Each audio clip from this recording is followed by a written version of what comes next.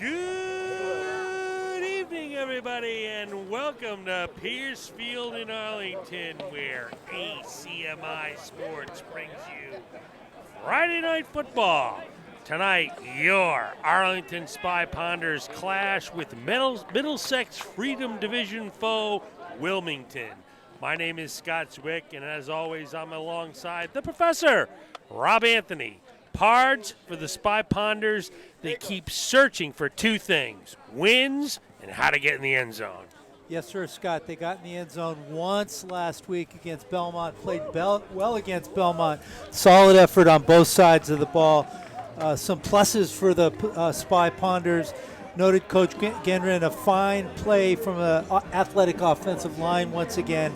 And defensively, in a 16-6 loss, the Ponders were led by Michael Doherty with 7 tackles, 3 for a loss and 1 sack, and defensive tackle Michael Thielbar with 7 tackles.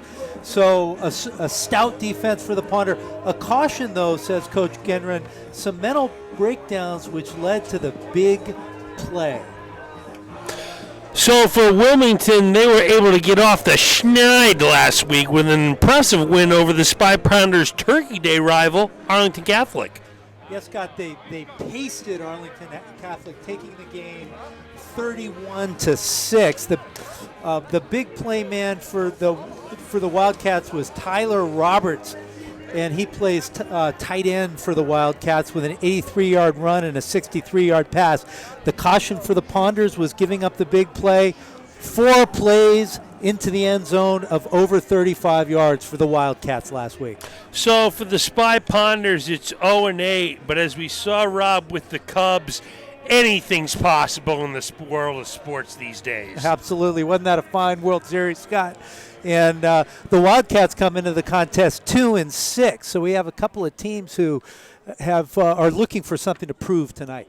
Well, I've explained before at length, and we'll try to do it in a little bit brief manner here, how the MIAA does the football schedule. So the first 7 games are scheduled for every team in the MIAA. Then game number 8, if you qualify for the playoffs, it's a playoff game for you. If you don't qualify for the playoffs, they try to match you up with evenly matched foes that are not division rivals, teams you have not played before. So they wouldn't play a Winchester, they wouldn't play a Belmont, but they will play, as you see tonight, a Wilmington, a league team, although not in their division.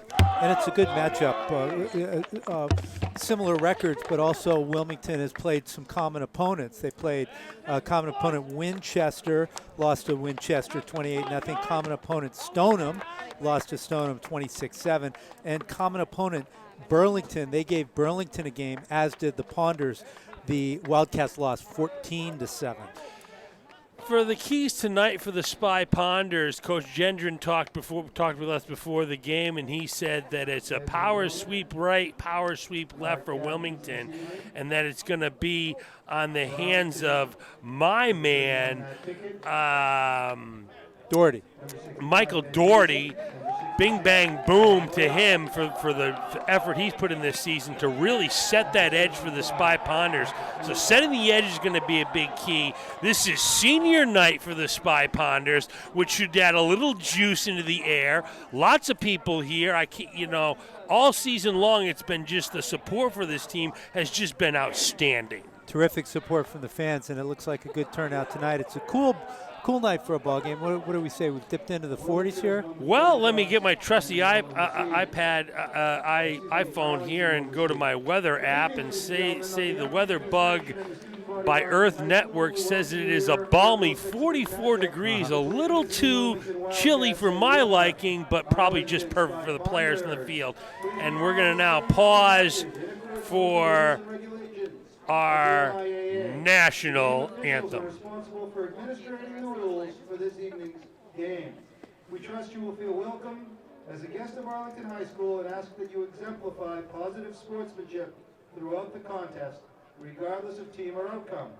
Taunting or berating players, coaches, or officials will not be tolerated.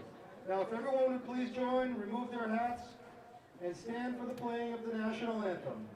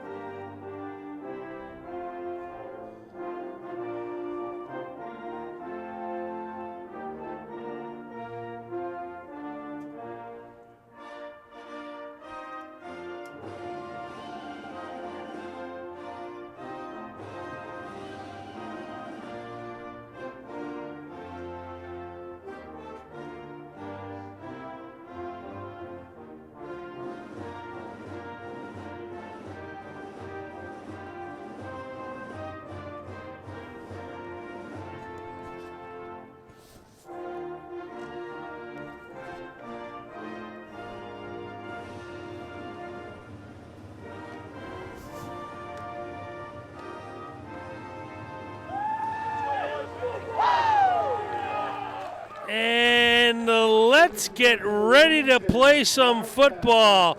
Partner, I got to tell you, I bleed gray and red, and there would be nothing I'd like more to see for them to get off the schneid tonight. The Ponders could use a win. We're almost beyond worrying about wins and losses this season. It's become a season where improvement has been the name of the game, playing hard, getting better every week. That being said, the seniors on this football team here on senior night would sorely love to get their first victory.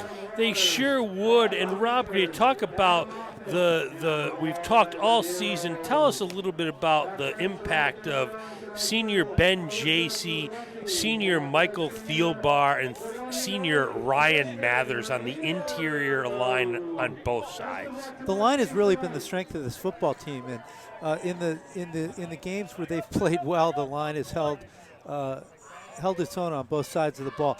Offensively, Adam Bowler, the quarterback, has had fantastic time to throw all season long, giving him times to kind of wet his chops. And defensively, in the Liberty Division, Middlesex large, there are a lot of big boys these guys go against, and they have held their own defensively as well. So it's a kick to an up back. He's going to zig and zag and zoom, and that is Tyler Roberts, the junior, 6'1", 190 pounds. There's a fumble. Arlington says they have it. No call from Stripes yet. Stripes says they have it, and a bing, and a bang, and a boom. Right off the bat for the Spy Ponders, just what they needed. What a way to start for the Spy Ponders. So that was big. Let's see what happens. He's fighting forward.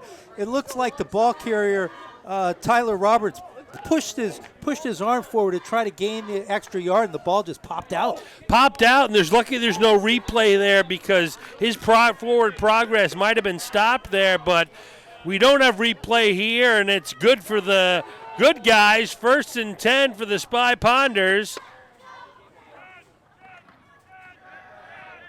Here's Pickett over the left-hand side.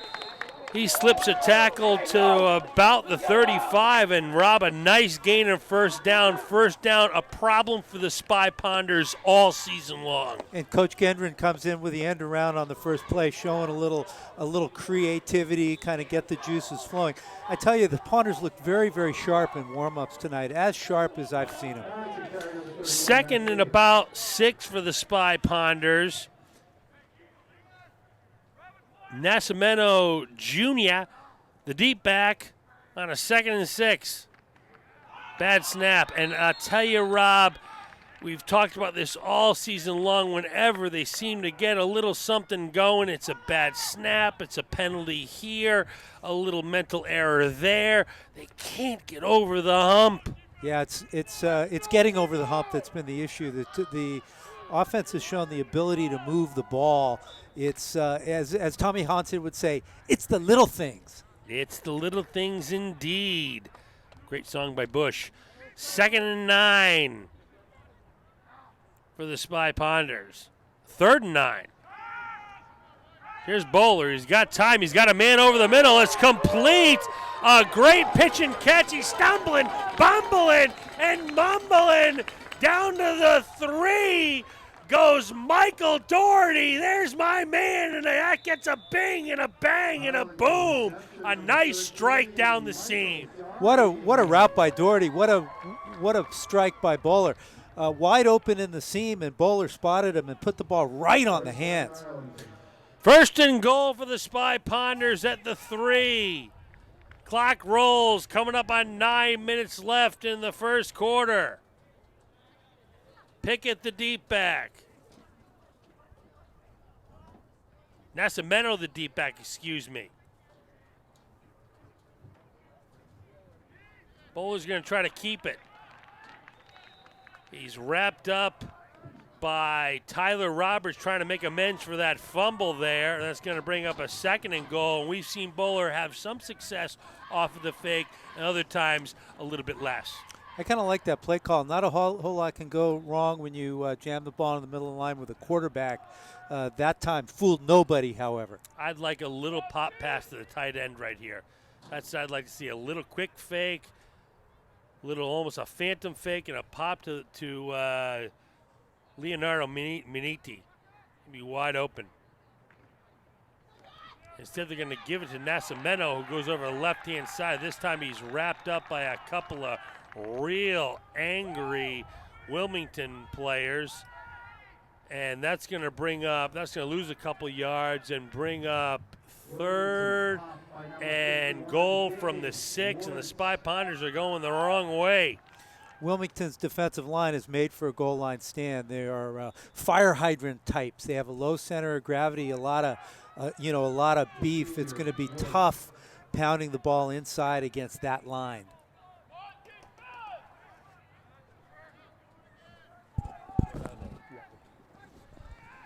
So it's a big 3rd and goal for the Spy Ponders. Bull on a run pass option. Looking in the end zone. He's got a man down there. It's incomplete. Wow, looked like he had his man in the end zone for just a split second. Fired it in there a little bit high. He was under pretty severe pressure, though. And it brings up 4th down. It looks like they might go for the touchdown. Looks like they are going to go for it, and it's certainly a makeable field goal for the Spy Ponders here, but they definitely want to get that touchdown here, which has really eluded them most of the season. So 4th and goal from the 6. Doughton, super sophomore, is at the top of your screen. Keep an eye on him. And it's a little miscommunication with Doughton. They wanted Doughton a little fade route. He ran a little slant, and the Spy Ponders turned the ball over on downs. Ouch. Ouch. Too bad for the Spy Ponders. Just the start that they wanted with a fumble. A quick strike, 37-yard pass play to Doherty from Bowler, but couldn't get the ball in the end zone. Couldn't get the ball in the end zone. I thought I liked the play calling there. Just the execution was difficult, and you got to give Wilmington hats off. They really stepped up when they needed to. So it's 1st and 10 for the Wildcats. It's going to be at their own 6.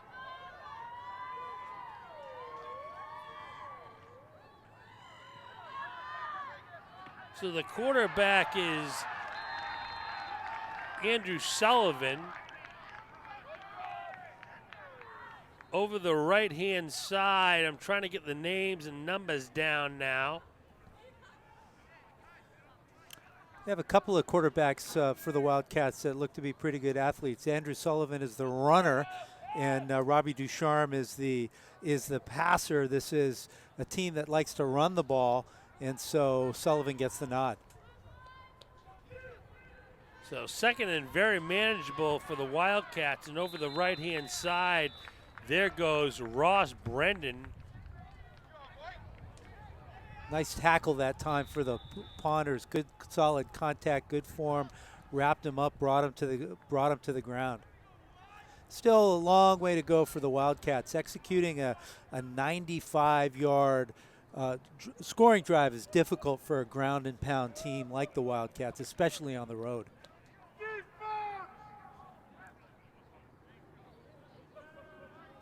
So 1st and 10 for Wilmington.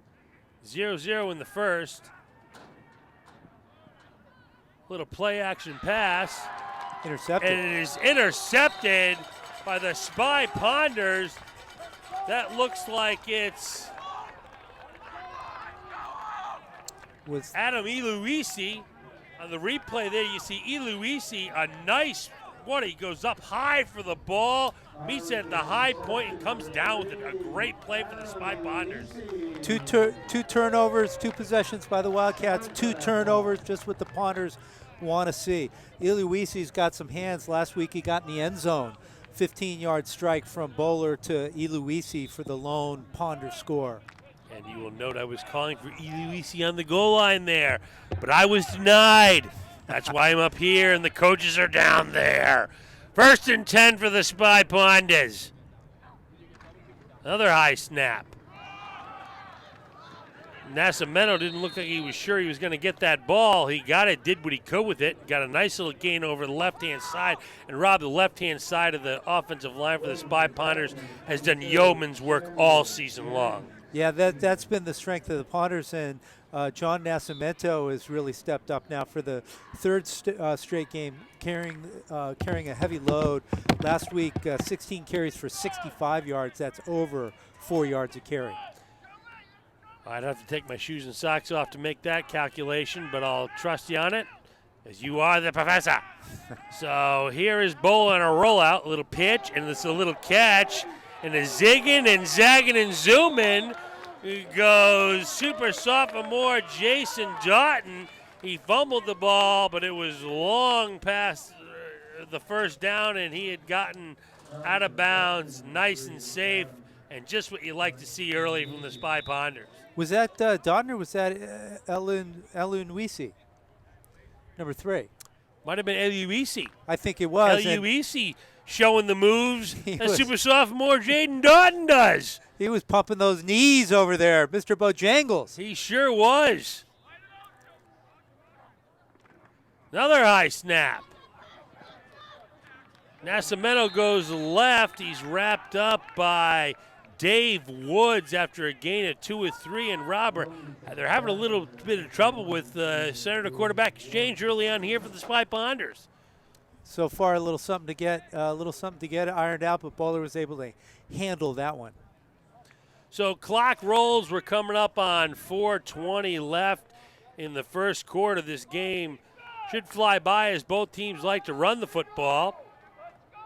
2nd and 9 for the Spy Ponders, down in distance they don't like but have been faced with all season long. See what Bowler's got up his sleeve here. Little play action pass. He's got time. He's going deep. This time he is going for Doughton. It's a jump ball, and Doughton's got it. He's in the end zone. Went up and high pointed it. And a bing, and a bang, and a boom. Wow, 32-yard pass play from Bowler to Doughton. It was a little bit of a play action pass. Eluisi again. I made the mistake. Was that Eluisi? It was Eluisi. Let's watch it on the replay here. Once again, Bowler had plenty of time, tossed it up in the air, looked almost like a punt, and Eluisi comes down with the ball with a defender holding onto his belt like he was trying to lasso cattle. Not to be denied was Adam Eluisi. No, he was not. Super Junior Adam Eluisi. Here's Minyang to try the extra point. It's a high snap. And the kick is blocked. That can be returned the other way for 2 points. And wisely, the Spy Ponders take him to the ground. But with 3:55 left in the first quarter, your Spy Ponders take a 6-0 lead. And Rob, I want to apologize to the folks at home that I was saying that was Jaden Doughton, when actually it was the Super Junior Adam Eluisi. We had trouble pronouncing his name earlier in the year. We're not having any trouble anymore. Adam Eluisi is showing you what he's got. He's having a big game here already, a big interception, and then what I'd say about a 35-yard interception and then a 32-yard touchdown return. And he also had a big reception on first down early in the drive. That's not a bad night of work, and we're only, 7 minutes into the ball game. Sure are. Couldn't ask for a better start for the Spy Ponders. A couple of turnovers, a big pass play.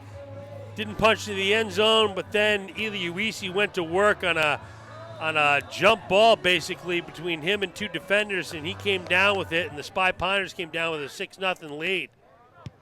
Another squib kick. They love these squib kicks, and this is why they love them. The ball hits the ground. It was recovered there by Jason Vallee, and Vallee falls down at about the 35, and that's where the Wildcats will take over 1st and 10. And Rob, right now you got to figure on senior night, all the momentum going with the Spy Ponders. They're having some fun. The PA announcers having some fun. Put a little Alice Cooper on. No more Mr. Nice Guy between series there. If you're the Wildcats, you got to find a way to hold on to this football. 1st and 10. Here's the little pitch play. He's got the edge. He cuts back, wrapped up by a host of angry Spy Ponders, but that's Peter Marino, sophomore, 5'9", 160 pounds. I tell you that time, Scott, 7 Ponders got their hats on the football that time. A 10-yard gain, but no lack of effort and no lack of hustle by the Ponders. No lack of hustle. The one thing that was lacking there was setting that edge, and that's what Coach Gendron said was going to be the big thing all season, all game long tonight, that the Wildcats like to do. That play right there, that's called a power sweep, where you pull guards, you pull tackles, get extra men on the outside. So 1st and 10. Over the right-hand side goes Marino. He's wrapped up by a host of Spy Ponders. Colin making his return from injury tonight, and Cullen making an impact early. Yeah, that's called a power stuff, where you put shoulder pad on shoulder pad, blow the offensive line backward, and bring in the linebackers to finish off the kill. 2nd and 9 for the Wildcats. Clock rolls coming up on 2:35 left in the first quarter. Spy Ponders lead 6-0. Here's that power sweep again. This time it goes absolutely nowhere. That's what you call contain, folks. And unfortunately, I don't have a number 5 in my playbook, but number 5 was wrapped up and had absolutely nowhere to go. Ponders sniffed that out. They're ready for the power sweep tonight. That time the left cornerback charged and disrupted the play, and 4 other Ponders were there to clean it up and make the tackle. Key there was the backside help. The contain was there, but the backside help came from the linemen and the linebackers and really lassoed them in. 3rd and very long for Wilmington here. Sullivan's going to hand it off, and it's a nice little scissor play there for Marino, and he gets a 1st down. And Rob, tell the folks at home what a scissor play is, because we just saw one right there. Scissor play is where the halfback's going opposite directions at the snap, and they fake going right and hand it off going left, and that time on 3rd and 13, they were able to convert, and that's a real nice play for the Wildcats to keep this drive alive. Well executed in a scissor play, usually pull a guard, and that's what they did right there. 1st and 10. Okay, over the right-hand side, bouncing to the outside side. There's a flag on the play. Goes Thomas Barbage, and Barbage gets a few yards, but I think the bad guys were cheating and they got caught.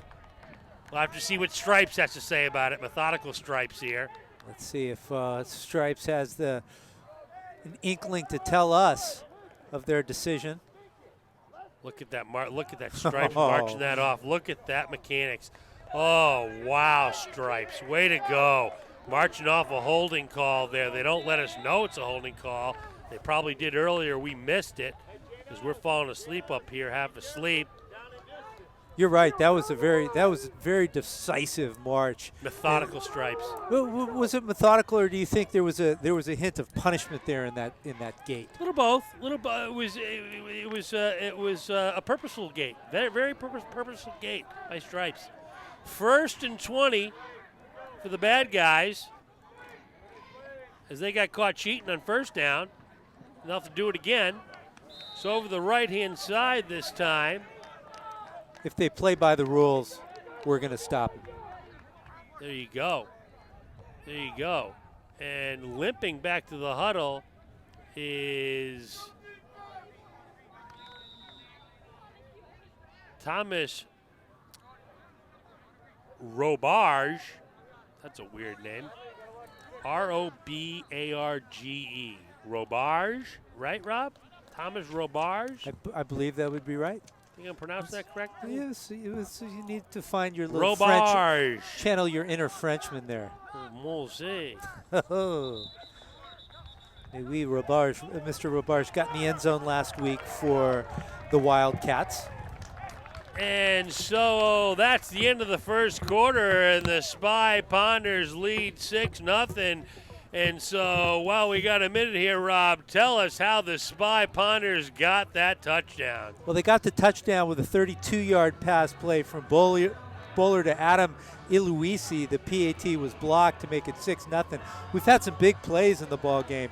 2 of them turnovers, a interception and a fumble recovery by the Ponders, and then the other big play of the ball game was a 37-yard strike down the seam from Mr. Bowler to Michael Doherty. So things are breaking well early for the good guys. They're breaking good early, well early for the good guys. You got the 2 turnovers, the big completion, Eliuisi making big plays all over the place.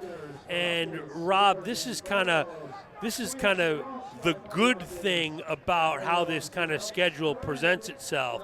Now, the Spy Ponders are now making sure they're playing the rest of their schedule out against evenly competing teams. And when they're playing against evenly competing teams, Wilmington's a young team, same situation as Spy Ponders, kind of even playing field. Things are kind of working out better, a little bit better for them unless they're playing a Lexington team who's got a quarterback who's going to BC on a baseball scholarship.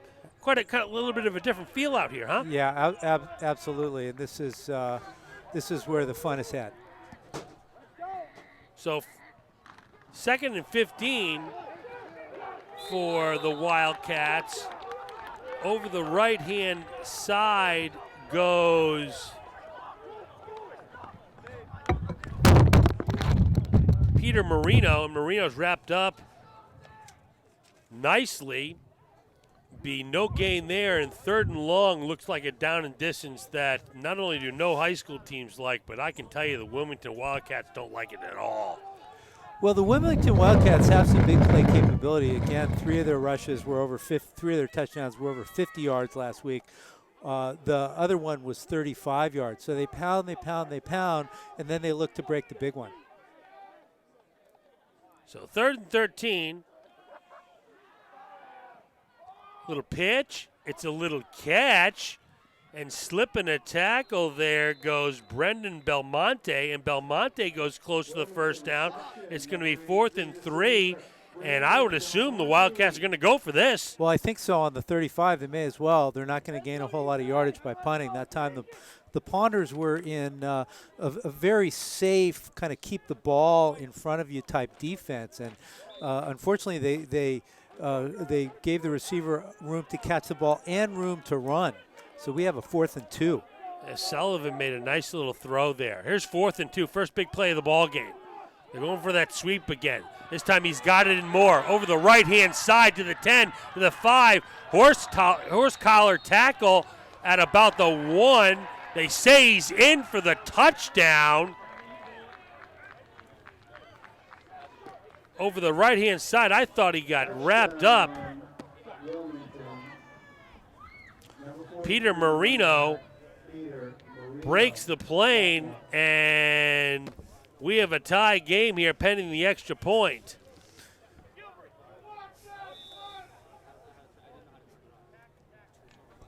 So this is a big play here, high snap. The kick is up, and the kick is good by Adam Bishop.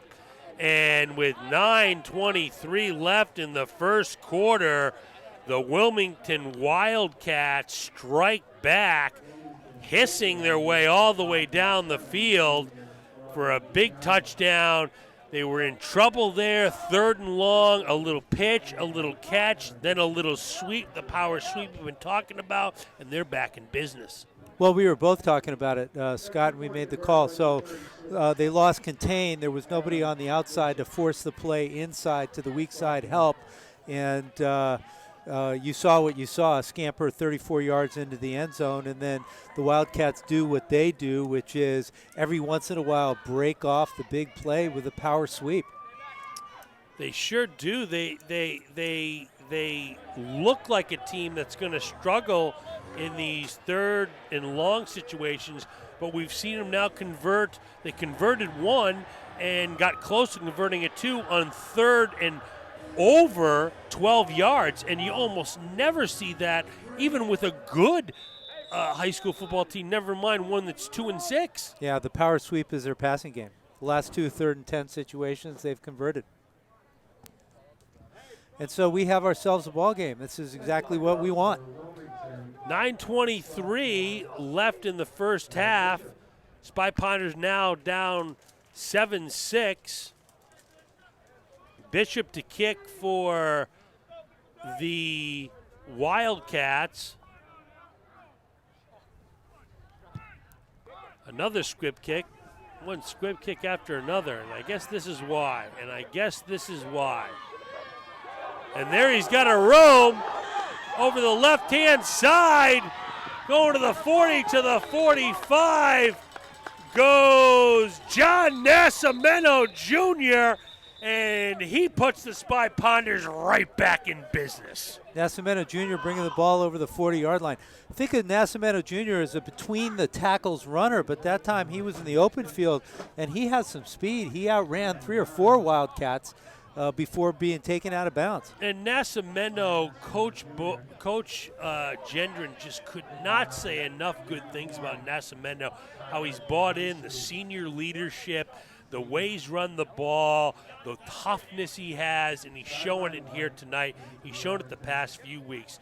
He's a player that just kind of has blossomed as the season has gone along. It's really nice to see. Didn't start the season in the backfield, but is picking up and bringing some leadership to the team. That time it was one of those plays where the ball was kind of hard to pick up on a cold night. The kicking team might have overrun the coverage a little bit, and Nascimento made him pay. So 1st and 10 for the Spy Ponders.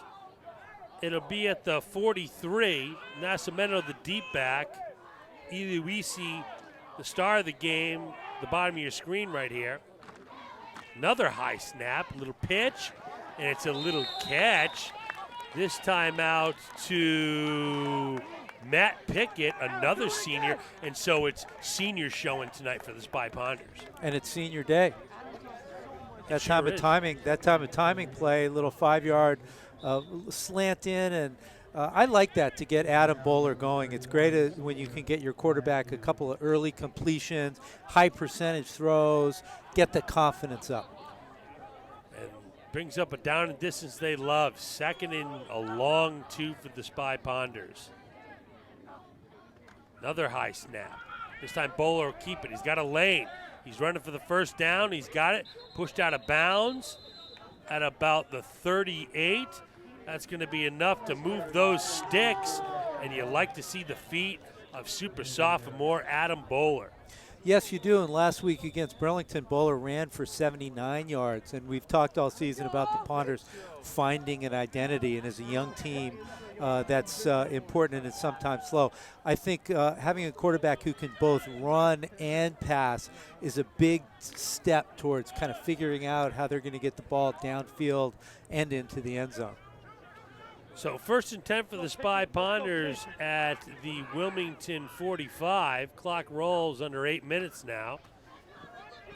Here's Nascimento. Oh, does he get lit up? 54. Markin Narastant just stood up Nascimento and said, "Sorry, son, not on my watch."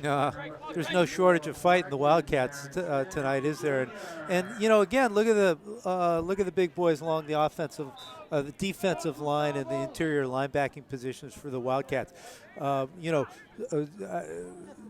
Fire again. I just got to say, fire hydrant types. That they're going to be tough to move, and you might be able to run some big plays, outrun them.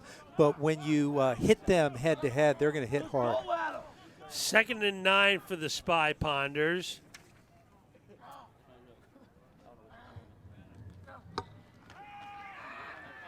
There's Bo, a little pitch, is a little catch out to Nascimento, who comes close to a first down. A well-designed little play, and we haven't really seen the swing play all season long. And I'm a little surprised by that, but Nascimento can catch the ball also. Good, nice catch by him. Another high percentage throw, moving the ball methodically down the field. And Bowler again throwing to his right. He's had lots of success this season throwing the ball to his right. He struggled a little bit to the left, but lots of success to that right. Very comfortable throwing to his right. So 3rd and manageable here for the Spy Ponders. Clock rolls. Here's Bowler going to take it himself. He's a little keeper, the little Tom Brady play that I love. Little Tom Brady play that I love. And the Stripes are coming in. They're going to say, move those sticks, fellas. They're going to say, move those sticks, fellas. Come on, fellas, move the sticks. And move those sticks. There they go. There go the sticks. It's a different down. Tough act to follow there, Scott. The Potters were saving. Medic! Medic! I had a long week.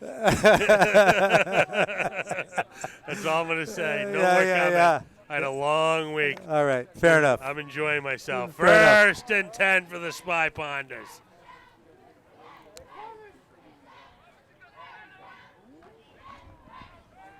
Here's Bowler, a little pitch, a little catch, a little pitch, a little catch, a senior, a sophomore to senior, Matt Pickett, and he curls back in, a nice little pitch and catch. Potter's looking good, and that's one of the advantages of hitting a couple of deep strikes early, one to Doherty, the other the touchdown to Iluisi, which is the defense then has to respect the deep ball, and the underneath ball opens up. So I also got to credit the coaching staff and Coach Gendron for mixing it up and taking what the defense has to give them. Coach Gendron getting the job done. Clock coming up on 5 minutes in the first quarter. High snap again. This time it's Super Junior. There's that man, Elijah Woods. They want to get him out in space. They got him out in space. A nice little gain. Going to bring up third and about 1, and we'll see if we see that little quarterback sneak again. Worked last time. And energized the team last time. So Nascimento's the inside threat. Elijah Woods is the outside threat. It certainly did. I'm not sure that we want to see that again. How about a touchdown instead? Well, how about a little bing, bang, boom on this one? Bing, bang, boom. Third. And about a foot and a half. Bowler out of the shotgun. It's a run-pass option. You run it for a first down if he wants. That's just what he's going to do. He's going to scamper out of bounds. Sticks. Sticks move. Move those sticks. There you go, sticks. There you go. Swing it over to first. Get the sticks. Tell him to move. For down. Absolutely. You've had some vocal training there, Scott. I think I hear a little don't even know what to call it, but it's very impressive. And on that one, it looked like Bowler almost had a notion to throw it, but everybody was covered deep, and he was smart to just get the first down and live to play another down. Well, it's a perfect time for a timeout here by Coach Gendron. He was talking before the game, Rob. We were talking all year long. We've been debating about inside the 20 and scoring, whether it's a skill or not. Tell us a little bit about what Coach Gendron had to say about that. What did Coach Gendron have to say about that? Coach Gendron had to say, well, if you remember, Coach Gendron was talking about, he agreed that it was a skill, and that what's happening is they're getting a little bit sometimes nervous inside those 20s. That's part of the skill, and this is what a team with a lot of sophomores and juniors has to learn, is how to score. And they've got a very capable offense, certainly a very capable offensive line, skilled position players who can do the job. They've been marching all the way down the field. And then you start having success and you see the goal line within reach, and Coach Gendron says they start maybe getting a little tentative, wondering what's going to get wrong here. And they don't finish a play. Some little thing goes wrong. They lose confidence, and they just haven't figured out how to get that swagger that's going to push the ball into the end zone consistently. And Coach Gendron thinks that once they hit pay dirt on a long drive like we had, not really like the one before, which was really they've hit in those long passes, but when they have a long sustained drive and they punch one in, he thinks the sky's the limit for this team. They're going to just start having success in the red zone, and that really comes back to what we talked about, a learned skill. So 1st and 10 for the Spy Pounders. I think that was a great timeout by Coach Gendron, because they've struggled in this area all season long. Here's a little play action pass going to the end zone. That time it was intended for Elijah Woods. And Rob, I like that play call. I like the play call. Show confidence in your team. Come out and go for the score. That time, it looks like the receivers got a little bit bunched up in the end zone and drew defenders together. Pretty well covered. Good thing that the ball was long. So Stripes here is calling a illegal formation, I believe, and that is a guess because I didn't see a flag. But it's a 5-yard penalty. It's going to bring up 1st and 15, and right on cue, Rob.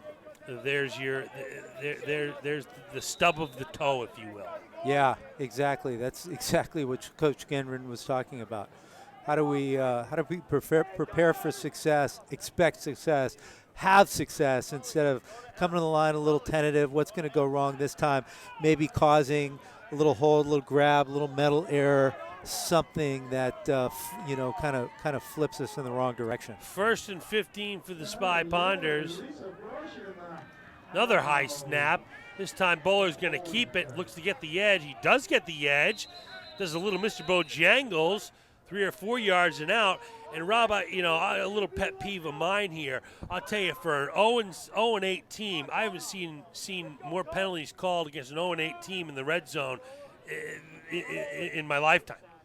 Yeah. And I mean that. There's another one just there. That clip 2 weeks ago was the worst play call I've ever seen made on a football field in my entire life, and I'm not using hyperbole there. Worst call I have ever seen on a football field.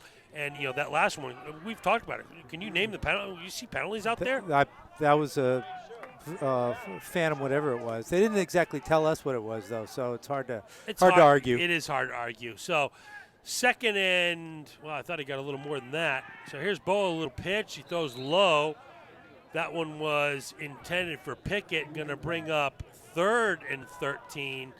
And, Rob, these just are just the down distances they don't like. And nobody likes them. No Friday night team likes them. Yeah, 2nd and 13 looked like they were going to try to gain 6 yards, 7 yards, and then 6 yards or 7 yards again. I tell you, it's 42 now, feels like 42, and the ball's a little bit hard to grab, a little bit hard to throw, and that time he just kind of didn't get the elevation on the throw. So here's a 3rd and 13 for Bowler and his crew.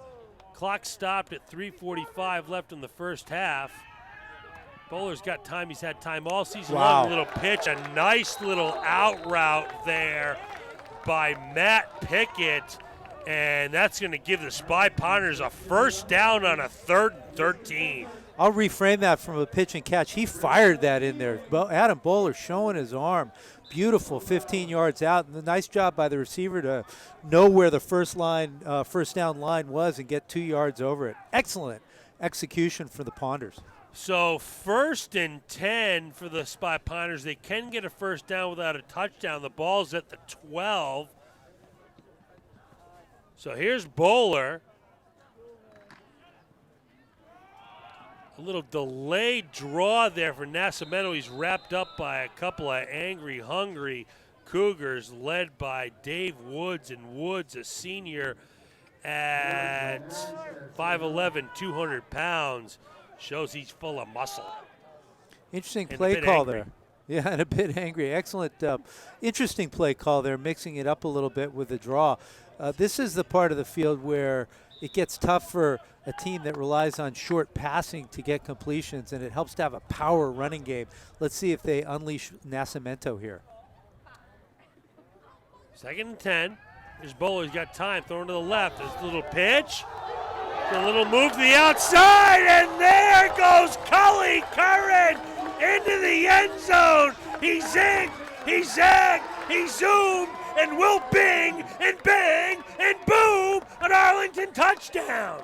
Look at this move here by Curran. Oh, we didn't quite catch it. I tell you, he was going one-on-one with the cornerback and juked him, and it was an ankle breaker.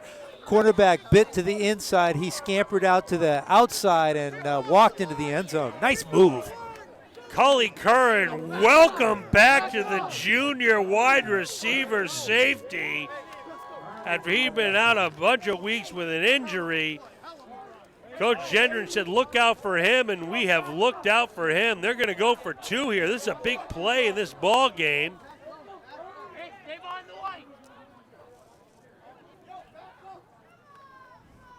Sabola's going to pitch, and it's broken up. A nice little play there by Justin Frazier. And with 2:51 left in the first half, the Spy Ponders take a 12-7 lead and rob a lot of good things happening on that drive. Great drive by the Ponders, exactly what they needed. We have a ball game. They're in a very competitive game for the first time in a while, and they march right down the field. Converting that big 3rd down and 12 play was really kind of the highlight. And that ankle-breaking move by Curran, what a move to get him into the end zone.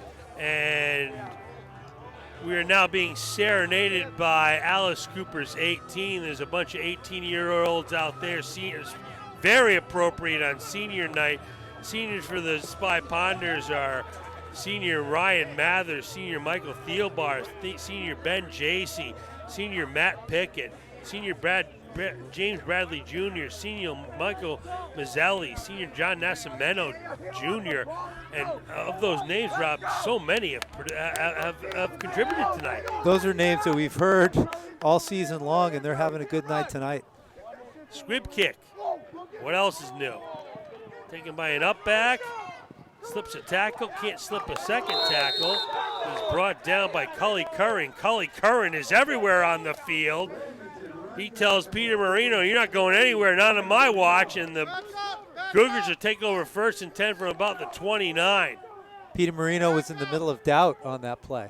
He sure was caught in the middle of doubt, as Alice Cooper would say, but he's 18 and he's 43 and he's loving it. I don't think he's 18. As he's a super sophomore, 5'9", 160 pounds. He's 14 and loving it.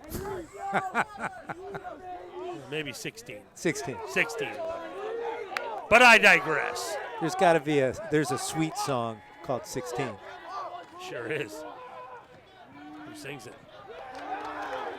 So over the right-hand side, Peter Marino is met by a pack of angry and fired up Spy Ponders, led by Jacob Marini, who said, not this time, fella. Ponders are very animated out there on defense. They're imploring each other. They're egging each other on. They're coming up after every play, ready for the next.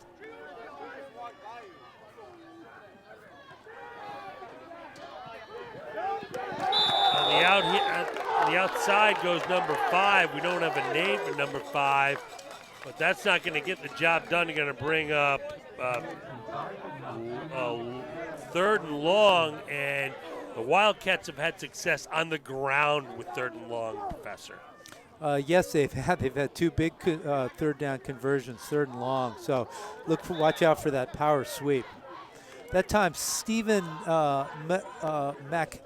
McGillivray, I think, did a real nice job with a tackle that time, not letting the receiver kind of get to the outside. So see if they go back to that scissor play again.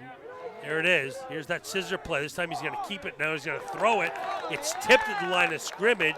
It was intended there for Samuel. It was intended there for Samuel Jennings, and the Wildcats will have to punt.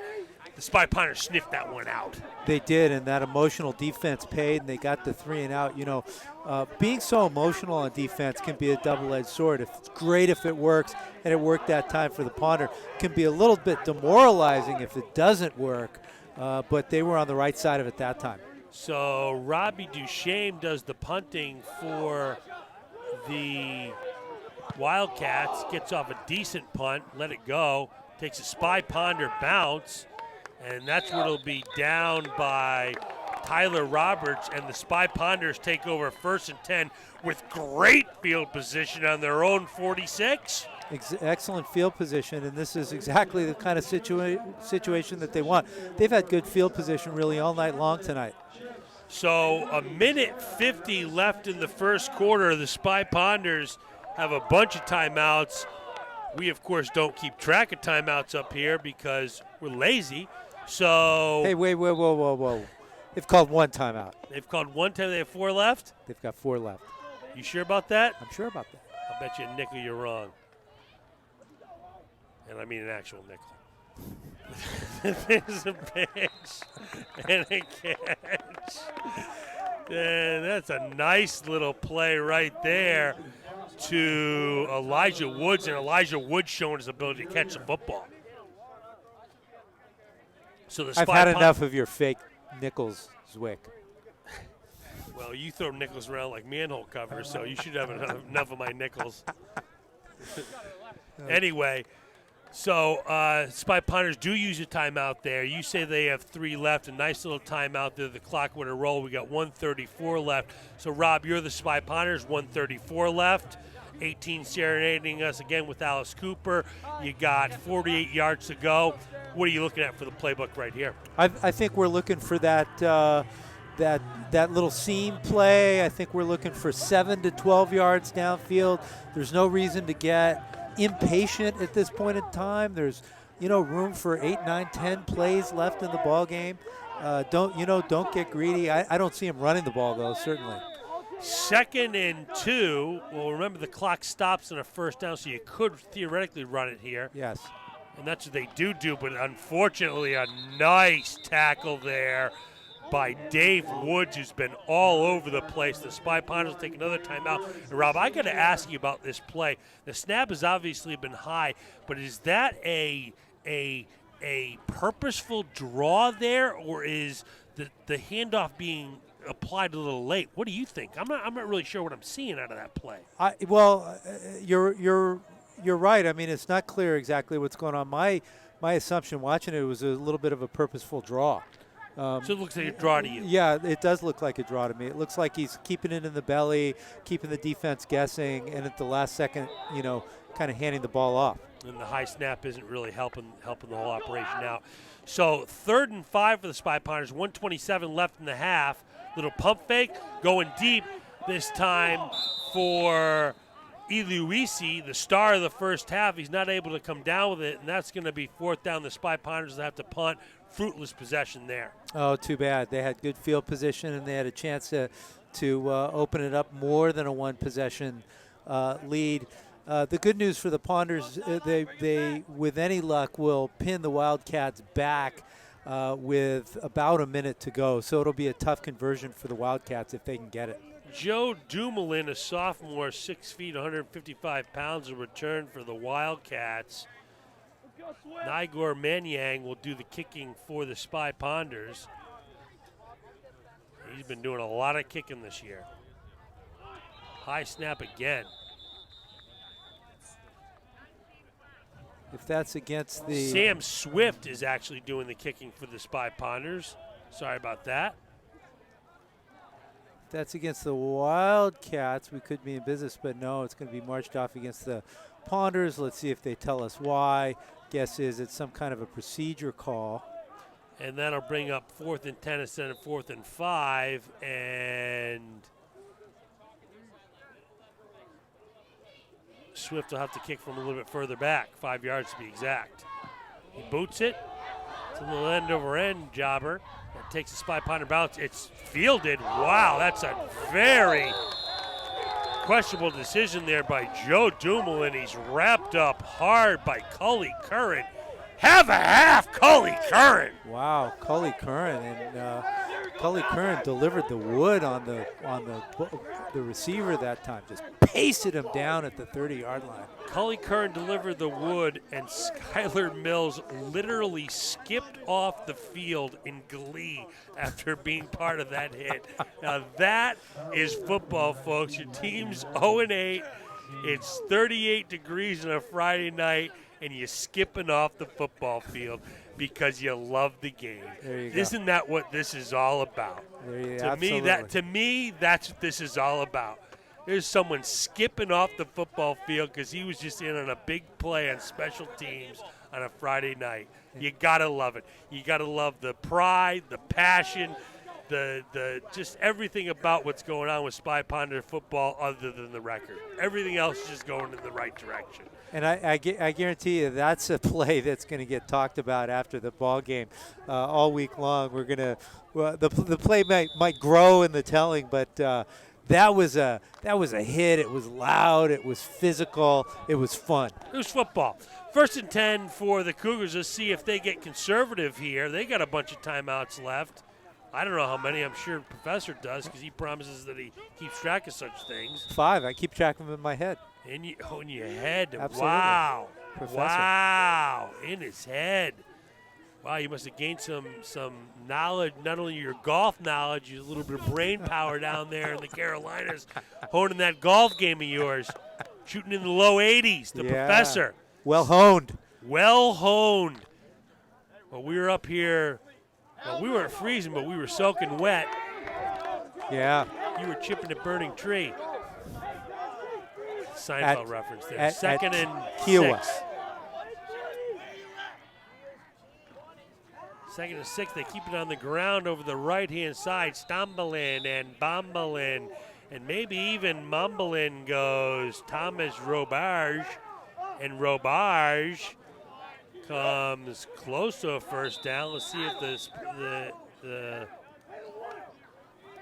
and it looks like they are going to give him the first, and that so stops the clock. Which should stop the clock. The clock is rolling here. Confusion reigning here at Pierce Field. The clock is rolling.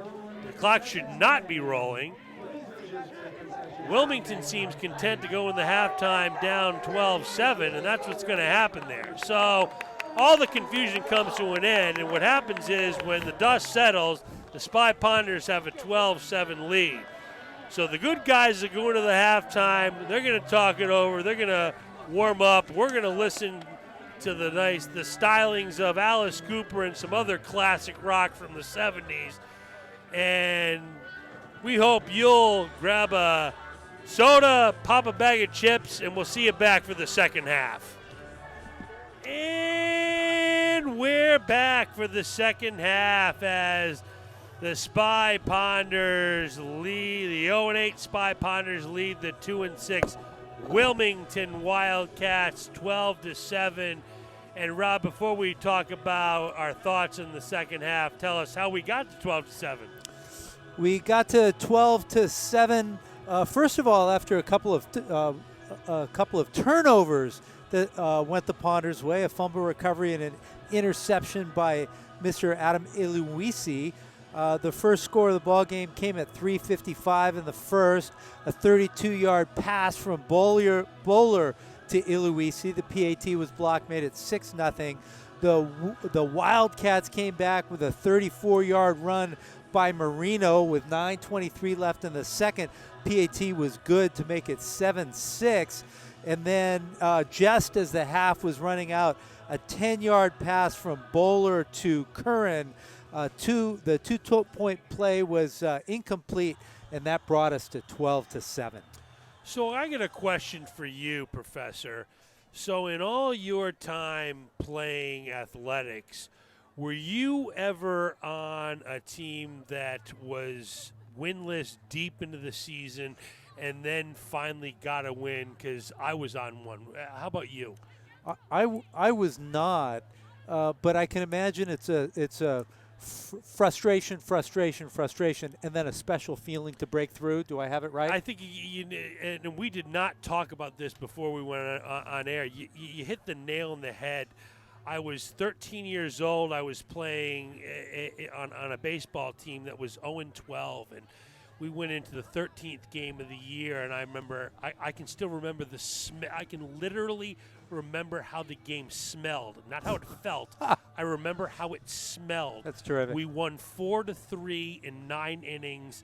I think I got 1 or 2 hits. I played pretty well, but it was the team that I remember, and I can still see the faces of the 14-year-old boys, and I can still remember the ride home with my father as we went from 0-13 to 1-13 in what amounted to a meaningless game, but is still, I'm 47 years old. Yeah. I remember how the game smelled Yeah. Okay, so you can. So what I'm bringing this to is, this is meaningful tonight to the Arlington Spy Ponders. And they're acting like it, and they're playing like it. They warmed up like it. They're showing a lot of emotion, and so far they're having success. But it is interesting. So all the games you played, all the years, all the teams, the one you remember is the one where you finally broke through. Yes, it's not my fondest memory. I have others. You know, I was able to have some success, especially on the basketball court, and certainly those come first. But I'm not. If I'm going to be 100% honest with myself, I'm not sure I remember a game specifically more and the feeling more than getting that first win. I was someone who.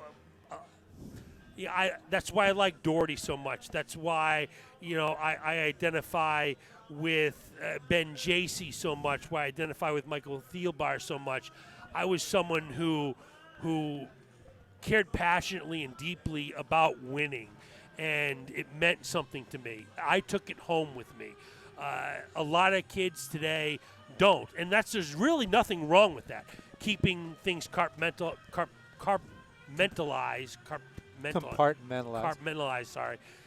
It is okay to do that. And when I coach, I told my players, I'll take it home with me. I'll lose the sleep. You give me the effort when you're here. And that's all fine and dandy, but not all people are wired like that. And I know I wasn't wired like that. I took it home with me. It bothered me when I went home. And that's why the losing streak bothered me so much, and the win meant so much. And I just think there's players on this team for the Spy Ponders that are wired that way, that a win will mean that much to them. It sure looks like it as they march onto the field, as they run onto the field, and they're kind of skipping and they're sprinting and having fun, kind of jumping on each other. Looks to be that type of a team. And it's interesting. You bring up the first win issue, Scott. It's probably not too early to mention that Thanksgiving this year, the big rivalry game between Arlington and Arlington Catholic will be searching for its first win. So that could be setting up to be a very nice, very fun, very meaningful football game. Oh, it sure will be meaningful football game. So after what's gone on the last few years, Arlington dominating the action the last few years, and I can tell you that the Cougars are hungry to get themselves a win on Thanksgiving. So make sure you get ready to join us on Thanksgiving Day when we bring you the action, possibly live. If not live, we hope to have a replay, maybe possibly even immediately following the game. But for tonight, we are here 12-7, the Spy Ponders, the good guys up in front. And as we're being serenaded by Def Leppard, we've had a little Thin Lizzy tonight, some more Jethro Tull, some Loverboy in there. We had Earth, Wind, and Fire at halftime. Wind, and Fire at halftime. This is, I can't ask for a better DJ. This is really DJ for me anytime. I'm not sure how well this is going over with 15 and 16-year-olds, but I digress. I'm enjoying it very much. So for the Spy Pond, sorry, Rob, go ahead. Oh, I was just gonna say, and the faithful who are gathered here probably like the playlist as well. So back to football action. I think the story of the first half, as much as anything, for the Ponders was field position. They'll get the ball to start the second half. A key will be, can they get it to the 40 or over? And that was unfinished business for them in the first half. So it's Woods and Nascimento Jr. to return. Here's Woods. He's had success all season long. He gets a crease, gets to the outside. Oh, there's a flag is going to bring it back, bring this wonderful run. He goes over to the 50 to about the 46, and they're going to call a hold there. And Rob, I was watching that action, and that is a questionable call at best. Wow, I think questionable call at best. I think we're going to disagree on that, and maybe we'll even have a replay on this, guys. Let's see what we can do here. No, don't have a replay. That's okay. I thought I saw a hold. you saw a hold. I thought I saw a hold from behind. Could have even been called a clip, and it wasn't one of those holds that was away from the ball either. It was right on the ball. Right on the ball. Okay. You know, okay. Fair enough. Fair enough. Absolutely fair enough. I didn't happen to see it. Certainly I'll take your word for it. So the hold is going to bring a very promising return back, regardless of whether it was the correct call or not.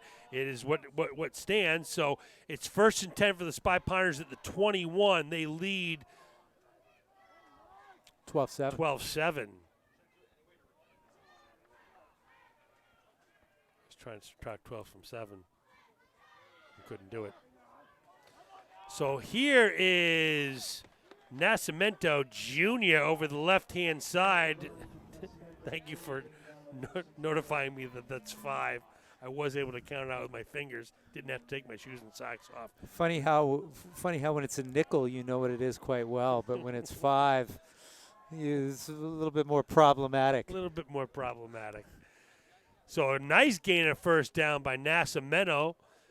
Going to bring up 2nd and 6 for the Spy Ponders. Very aggressive defensive posture this time by the Wildcats. So we'll see what the call is here. They say offsides, and they got a little too aggressive. That's going to cost them 5 yards and bring up a very manageable 2nd down and about 1 for the Spy Ponders. You see Stripes methodically mark off that 5 yards. And if I'm Coach Jenner and I'm giving serious thought to going deep on this play or deep very soon, the safety was about 6 yards off the line of scrimmage that time for the Wildcats, and they had 8 men on the box. Not this time. So 2nd and 1 for the Spy Ponders. They're sneaking up. Here's Bowler, a little pitch, and that was almost complete and intercepted. It was intended for Leonardo Maniti. Maniti had a hand on it, and again, Bowler struggled a little bit throwing to his left. Just a little bit hard, just a little bit wide. Not an easy throw going to your left. That's going to be an off-season, I think, priority for Mr. Bowler. I think it's absolutely going to have to be a priority for Bowler. He's got all the tools to be an above-average quarterback here. What do we have here? What do we have here? What do we have here? So they're marking off. They're not telling us. They certainly are not telling us, folks. I apologize that we're not telling you, but they are not telling us. They are not making it a priority that those in the stands, and there's Stripes there with a big whistle blow. I can't say I'm a big fan of how their mechanics are in this ball game, and what I mean by mechanics is what they should be doing. They should be really making demonstrative calls to the press box and to the fans to let them know what these calls are, because I'm not sure what happened there. So it's 2nd and 6 for the Spy Ponders. They got penalized 5 yards for something that we have no idea. Here's a blitz coming from the right. It's picked up. Bowler's going to keep it. He's tripped, gets his feet, rolling to the right. Now he fumbles the football. It goes out of bounds. Dangerous play there by the Spy Ponders. And kind of all heck rain loose here now on Pierce Field. Yeah, it was a strong side blitz, and it looked to me like it was the blitzer was offside. Did it look like that to you, Scott? It did look like that to me, but I didn't want to be part of his complaining. Complaining about the officials. I'm going to tell you once again that the deepest player on the defense was about 4.5 yards deep at the line of scrimmage. If I'm the Ponders, I think about going over the top. Seam route right down the seam, and then or cut it to the middle on a post. Okay, looks like the safety's going to play a little center field here. Now he's sneaking up again. So it's 3rd and about a long 4 or a short 5. Here's Bowler. He does throw it up the seam. It's intended for Pickett, and it's incomplete, and he had him. Yeah, that's too bad. Again, another low throw going to the left, and it looked like he did have him. The Wildcats brought 5 guys there, a little bit sneaky, pressing up to the line of scrimmage, and then everybody kind of fell back into a little bit of a zone. So Sam Swift, a sophomore, will kick for the Spy Ponders.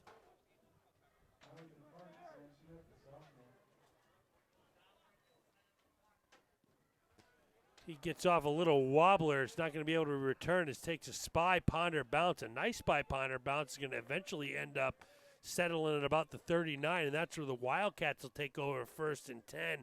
And Rob, after what we saw in the Wildcats in the first half, what do you think we're going to see of them coming out in the second? Well, I think we're going to see more of the same, and what the Ponders learned is they have to keep contained on every single play on that power sweep. When the Wildcats run that power sweep, they're gonna run the ball and run the ball and run the ball, and the Ponders need to limit the big play. So here's 1st and 10 for the Wildcats. They don't have a deep back, just a fullback. Here's that scissor play again. If the ball's on the ground, Spy Ponders can get it, and there is that man, Colin Curran, falls on the football. Another big play for the Super Junior, Colin Curran.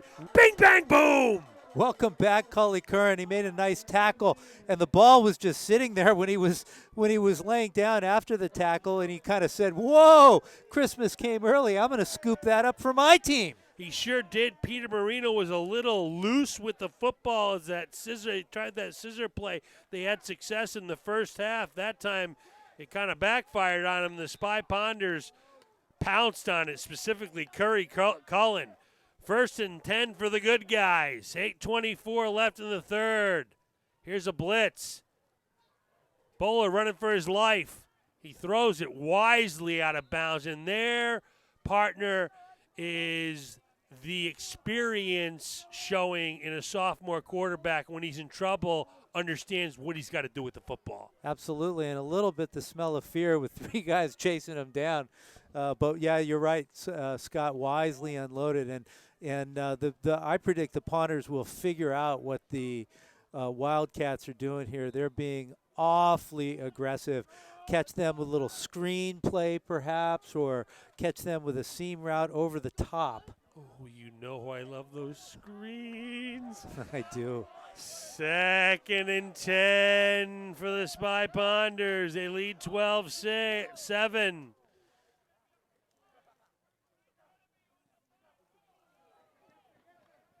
And here's Bowler's going to keep it. He gets wrapped up. Wow, did he ever get – who has the football there? Oh, my gosh, what a hit. I'll tell you something, Rob. That is Dave Woods there, and if they were to say that was Wilmington's football, I wouldn't have an argument with them. Did you see that? I did not. Well, I was watching our crisp monitor here, and he just wrapped up Bowler, and when he hit the ground, Dave Woods had the football in his hands. No question about it. Wow. And it's 3rd down for the Spy Ponders. We'll take it. And they are very fortunate because Dave Woods just took that football from Adam Bowler. 3rd and 10.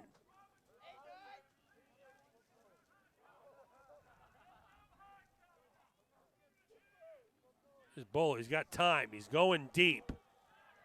It's a jump ball, incomplete, intended for Colin Curran, who already has a touchdown in the game.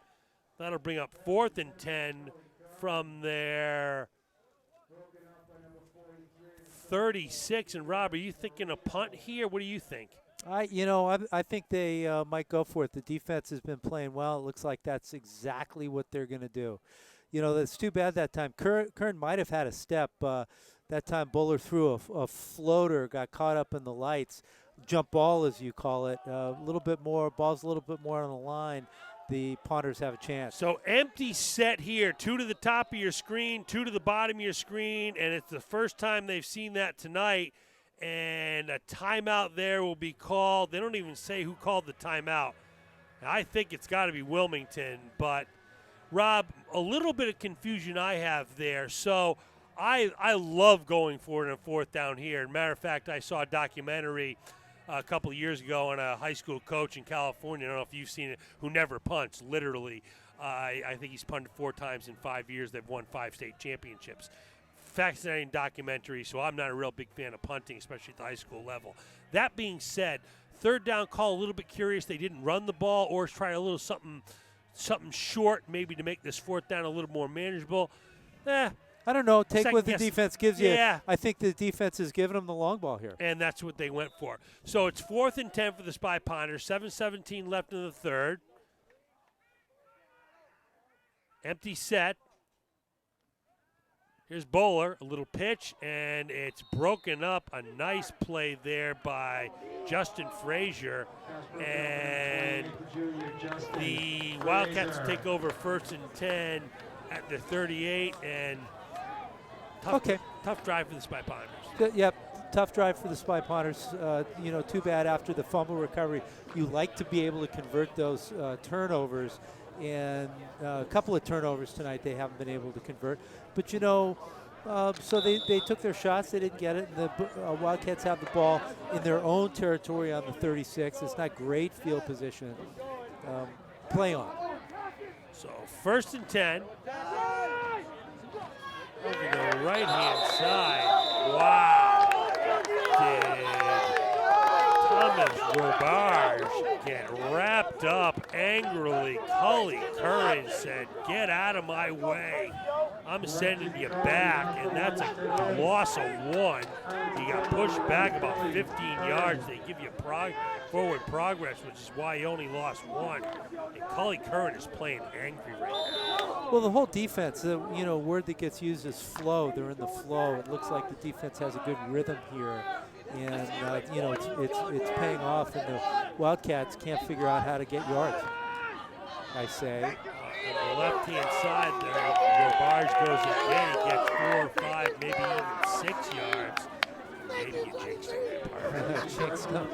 I thought he might. It looked like he was gonna scamper for a little bit more. So I think a carpet bug got up and nipped him on his heel. I think so. And we have a difference of opinion between the sticks and the stripes as where the ball ought to be. It went in the Ponders' favor. 3rd and 5 for the Wildcats. Here's that sweep again. This time they contain it, but they don't contain it enough as Robarge goes over the 50 to about the 49, and that's going to be good for Wilmington 1st down. And again, Rob, we see them having trouble with that contain. They actually had the contain, they just didn't have the backside help. Yeah, they're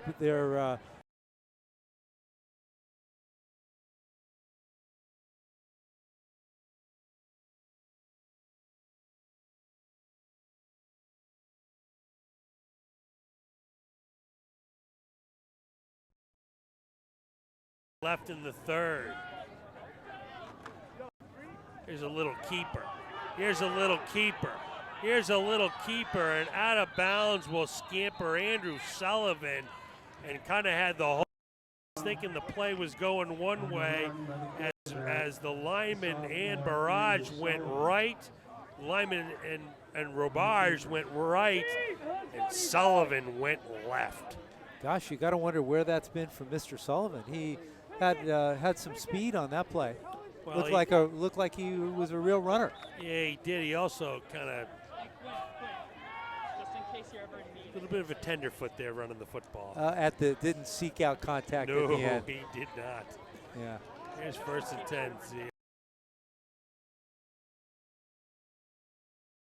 Contact. I mean, he let up. Yeah. I'm going to be as kind as I can in saying tenderfoot. Wasn't quite the Tom Brady slide, but it was in that direction. It was in that direction. He's not worried. He doesn't have Cam Newton problems. Aha. He's also not 6'5", 270 pounds. No, he is not. 2nd and 6 for the Wilmington Wildcats. And here's Robarge over the right-hand side again. Cully Curran in on there with a little help from Ben Currico. And Currico, a junior, filling in today. He's looked good. Currico has held his own in there. They're coming at him, and it has not yet paid off for the Wildcats. 3rd and 4. This is where they've been running that sweep. Let's see if they run it again. And they've usually run to the right wide side, which would be to the right. This time they go right to the left. He zigs and zags and zooms. And I'll tell you something, Roberge is not a bad runner. No, he's not a bad runner. He's not a big guy either. And he's,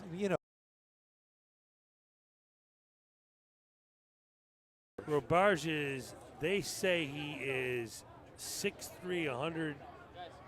No, excuse me. They can't be. No, 5'9", 155. Looks like 5'9". He looked like the kind of back that can get lost sometimes in the backfield and kind of scamper around and know the defense loses sight of him. 1st and 10 from the 20 comes Wilmington. They trail by 5. Coming up on 3:15 left in the quarter. Here's Robarge holding the ball with 2 hands. Trips over the 10 to about the 9, and right now Robarge is taking over this football game. It's really a one-man show, and it's all between tackles so far.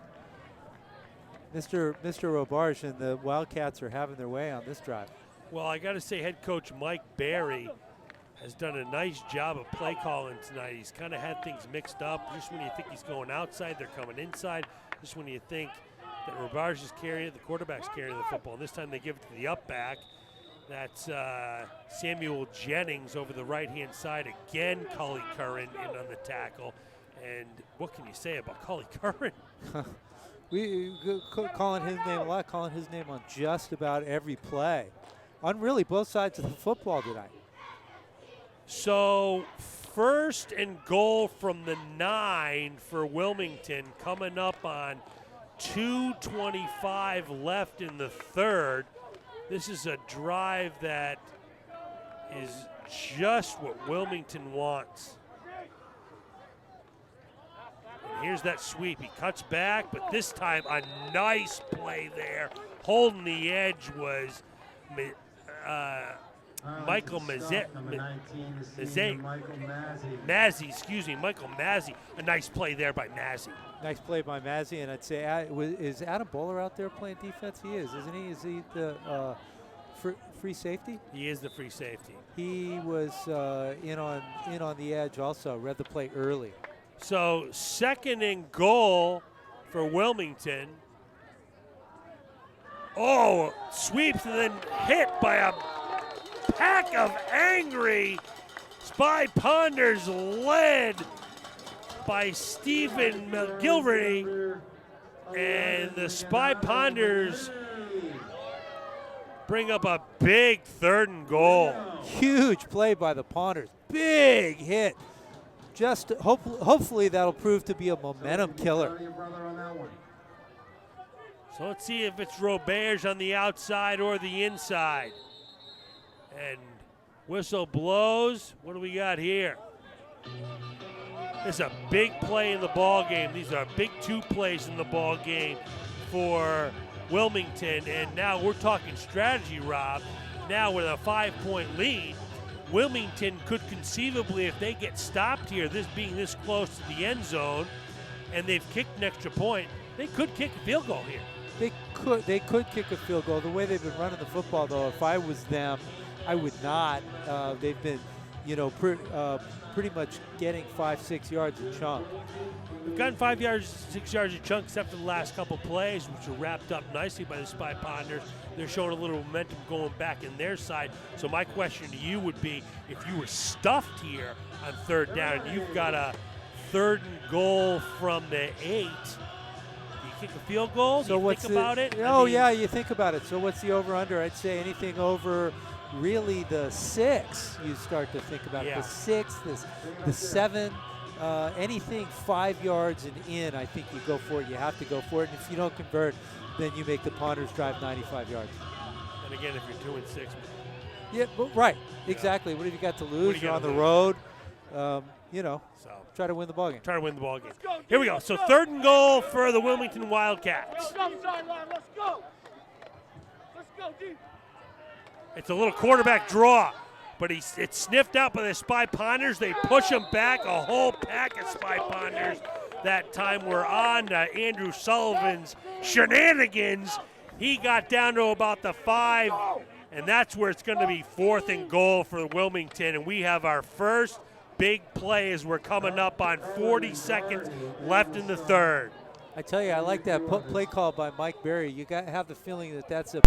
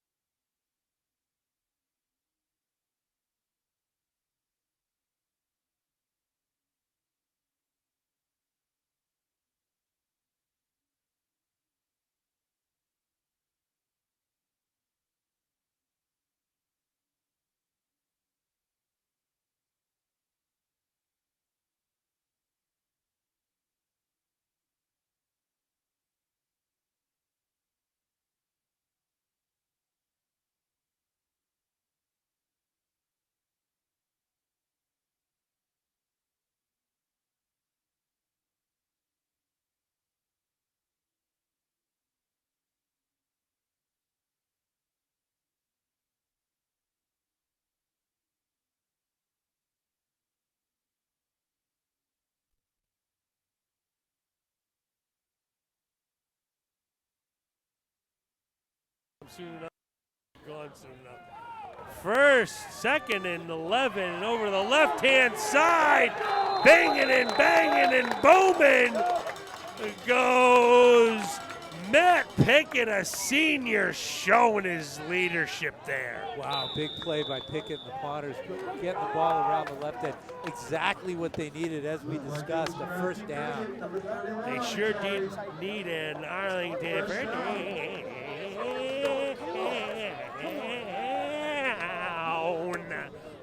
And Coach Gendron not afraid to use Mr. Pickett, giving the ball to his senior on senior night. He's really rode the seniors tonight. We've seen Pickett make big plays.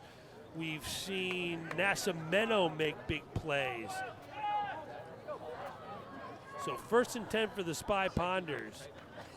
Here, a bad fumble. It's still loose. It's still loose. Who do they say has it? Who do they say has it? They say Wilmington's picked up that football, and it's picked up by Markin Narastant, and Narastant has the football and has Wilmington in business, 1st and goal from the 6. Ouch! Oh no! Oh, what a deflating play that is. A little, I couldn't quite tell if it was a bad snap or Bowler just couldn't handle the snap, but it went on the ground. It went on the ground, and I thought Bowler actually recovered it, but no. 1st and goal from the 6. Over the right-hand side to the 3, to the 2. There's the signal as Roberts plows over the right-hand side to give the bad guys the lead with 10:01 left in the game. Wow, so the Wildcats pound the ball over 5 yards. Mr. Roberts off the right side. The first play after recovering the fumble, that is a real kick in the teeth for the Spy Ponders. If you say teeth, I'll go for it. Teeth. Lower. 10:01, they're gonna go for 2. 13-12 is the score. It's a little quarterback heap. He zigs, he can't zag and zoom. There's Colin with a nice little play. And so with 10:01 left in the ball game, Rob, we got a nail biter here. The bad guys are leading 13-12. A barn burner. We got a barn burner, 13-12. Feels a little bit like the World Series game earlier in the week, coming down to the final innings.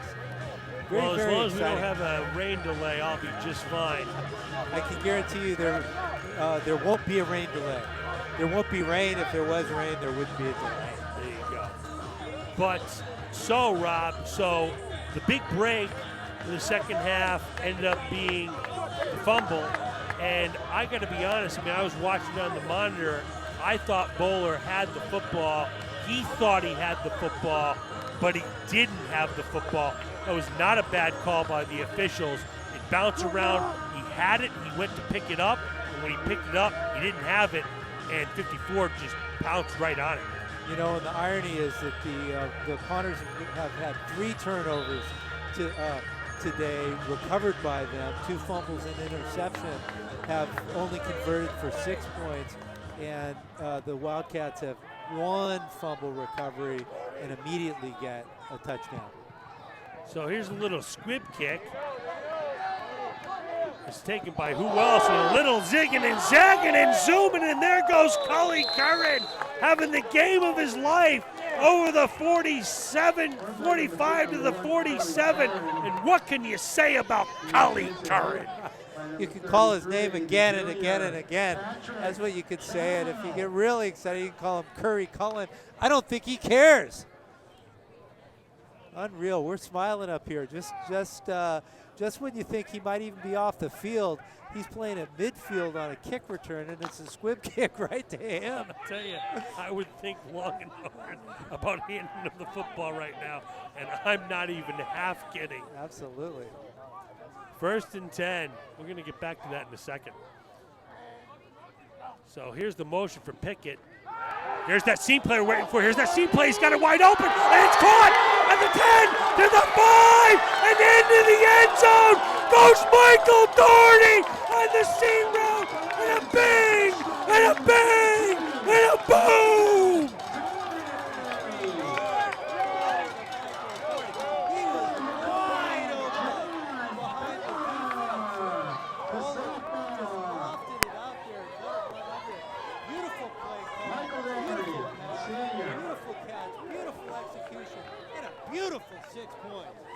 A huge 6 points to put the Spy Ponders up 18-13, and Rob, at this point, 18-13, you have to go for 2. Am I right? Am I doing my math correctly here? You have no choice. Well, I don't know, 18-13, you really have no choice. If you go to 19, you're vulnerable to the touchdown from the other way. You go to 20, you make the other team have to get a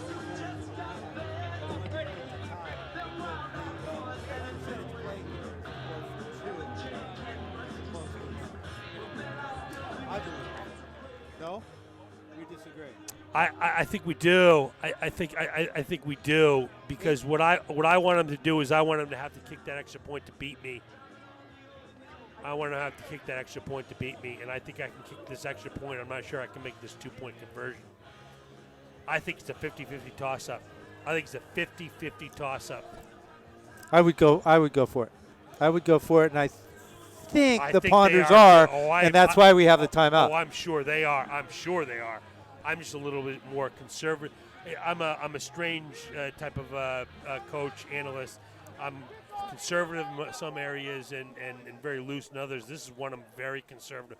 The extra points. I want points on this football on the field. You never chase after points. And so they're going to go for 2 here, just what you thought is the right move. I wasn't saying it was the wrong move. It was just a move that I personally wouldn't have made. So they'll go for 2 here. We'll talk some more about Getting it would be huge. Here's motion. And so now, what do we got here? Timeout. So a timeout is called by the Spy Ponders, which leaves them with 2. With 2 left in the game. It's 5 per half? Per half per team. Per half per team. That's their 3rd timeout this half. This half. Yeah. Okay. That is key. So they have 2 timeouts left. They had to burn one there. I think the player came late in motion. I'm kind of wondering, Rob, there if they're running out of time. If they're running down on time there. I don't know if they were, because didn't they break out of the timeout and go straight to the line of scrimmage? Maybe. So let's talk about this some more, Scott. Their first PAT was blocked. I don't know that their strength this year has been the kicking game. On your home field, I'm tempted to want to have a battle of the 2-point conversions. Well, then I'm giving it to Nascimento up the A-gap right here. Right up the A-gap.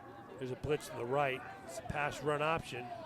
And it is, what are they saying? Colin Curran says he's got the football. They're saying incomplete. Do we have replay on that? Let's see what because the Ponders say they have it. Colin Curran caught the football. Whether he caught it with help from the ground, we don't know. If he caught it with help from the ground, we don't know.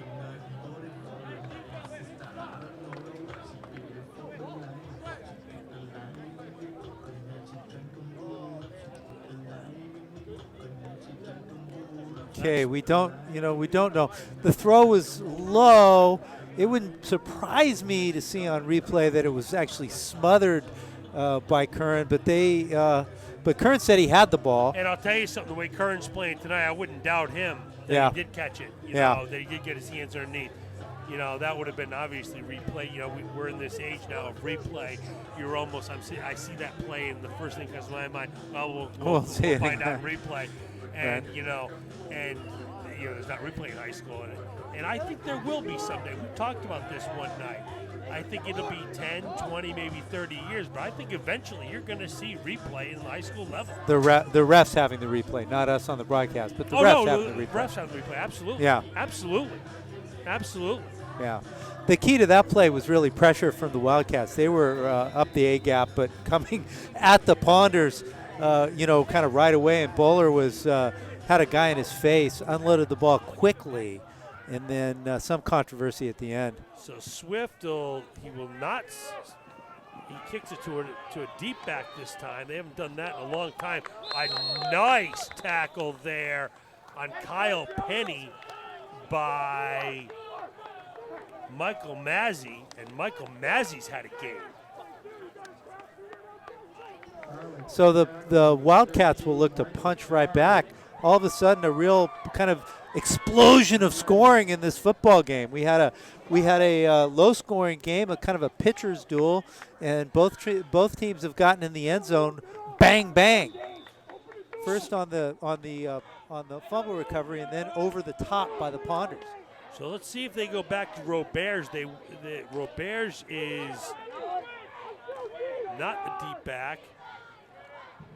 That's a live football. That's a live football, folks. It was intended for number 5, who we don't have in our playbook, but that's a dangerous pass and a confusing play by the Wildcats. That's a crazy play by the Wildcats. That was a backwards pass, right? He passed the ball. Why pass the ball? Why not pitch the ball? Don't quite understand that. Maybe it was some kind of a double pass that was shaping up? Yeah, I mean, it could be that.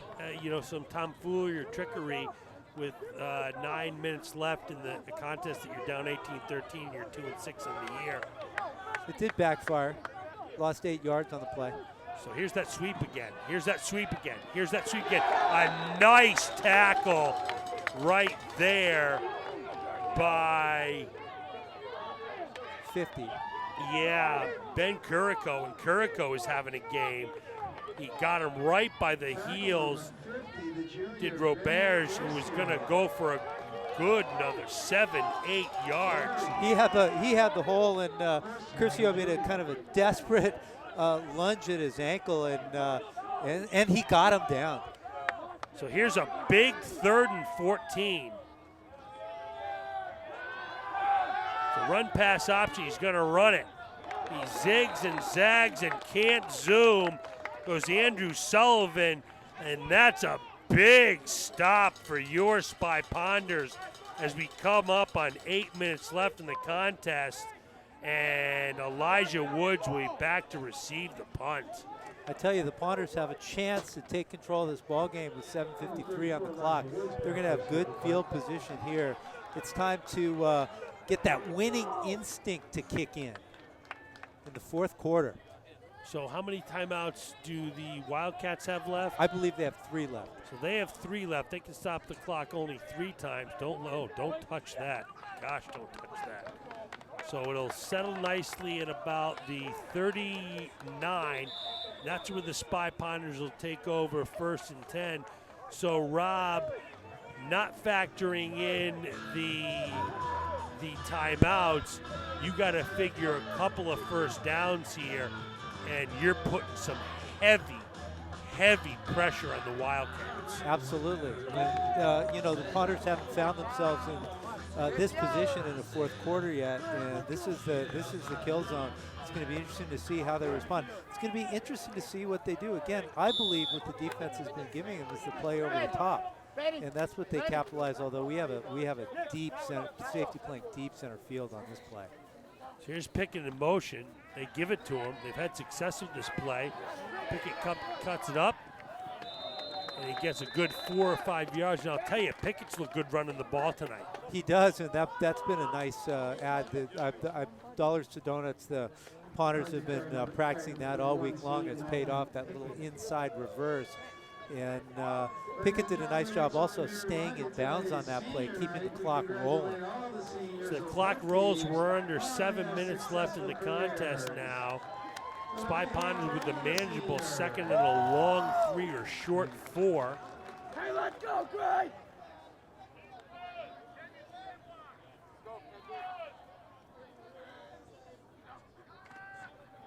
This time Bowler's going to keep it. He's looking for the edge. Flag comes in the area where holding would be. Boy, I tell you, I'm number one. Please replay. Tell us what happened, Mr. Stripes, because yeah, they're going to call a hold. I tell you, I was watching the blocking there, and I just flat didn't see it. I didn't see it either, and I was watching the blocking as well because I was concerned about whether he was going to be able to get that edge. And you know, I don't know. I don't get it. I don't get it. I don't get these holding calls. I haven't all year. And Rob, I don't sense us complaining about this in the past. This isn't something that we harp on year after year. This isn't an MO of ours, right? I don't believe it is. We're normally, fairly reasoned, yeah. I don't see the whole. If I saw the whole call, I say I saw the whole call. You saw one, and yeah. You gave the credit for it. And that was not one that I saw.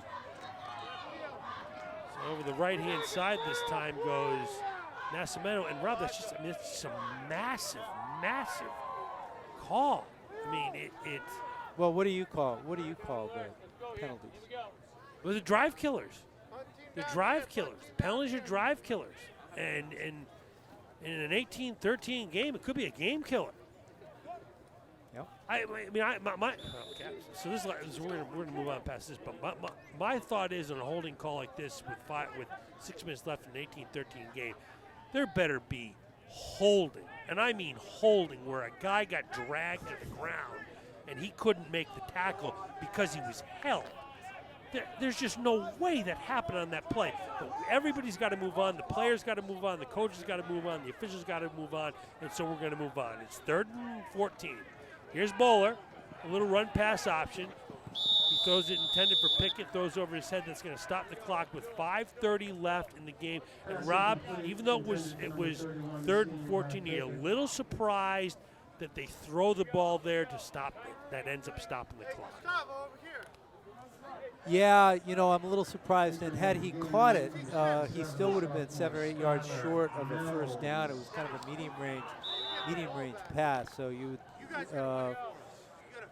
expect them to go deep there. But this is going to be a very important punt. This is a high pressure punt situation. And it'll be made by Sam Swift, and Joe Dumoulin is back to return for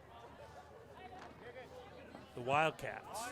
It's an end-over-end kick. If it takes a bounce, and it does, it takes a beautiful Spy Ponder bounce, and that is the kick of the year there by Swift. It'll be down at the 26, and that, folks, is going to get a bing, bang, boom from a punt. Absolutely. That was about a 40, I think it's 45 yards on the punt, and exactly what the Ponders needed there. They're going to make the Wildcats march, if at all, 75 yards. And boy, that was a little bit of the danger zone there for the Ponders. And Swift pulled out a real nice punt. So Roberts is the deep back on first down. He's had lots of success. Here he is over the right-hand side. This time he's wrapped up angrily there by Michael Doherty. There's my man, Michael Doherty, on the play. Gain of about 2. Clock will roll. We're coming up under 5 minutes in the contest. Your Spy Ponders leading 18-13, looking for their first win of the year. I tell you, the interior line once again for the Ponders, Thielbar, Mathers, Doherty has just really stuffed the middle. The Wildcats have really gotten nothing. Curcio, yeah. So here it is up, given to the fullback. This time it's a nice tackle there by Stephen McGilvery. And that's going to bring up a huge 3rd and 5, although you got to figure this is 4-down territory for Wildcats. 4 minutes, 20 seconds to go. Why not? 4-down territory for the Wildcats. They're 2 and 6. They got the ball. They're going to try to keep the ball. And I'm surprised they keep running inside. They haven't had a lot of success. They've had more success with the power sweep. Surprised we haven't seen the power sweep, and I'm surprised we haven't seen that scissor play back again. I'd run that right now. but they don't. They give it to over the right-hand side, and he's got the first down and more. Goes Robarge, and Robarge is just showing his mettle in the second half. Well, just when I announced that the center is stuffed up, he runs right through the middle, and he really shot through the hole that time. Oh, he doesn't run soft. He runs hard. 1st and 10. There he is again. He's got a big hole over the left-hand side. He's finally brought down, but not before another first down, which is going to stop the clock at 3:30. And right now, Wilmington, the momentum has shifted their way. And they're sticking to their bread and butter, which is Mr. Robarge right, Mr. Robarge left. And it's up to the punters to stop it.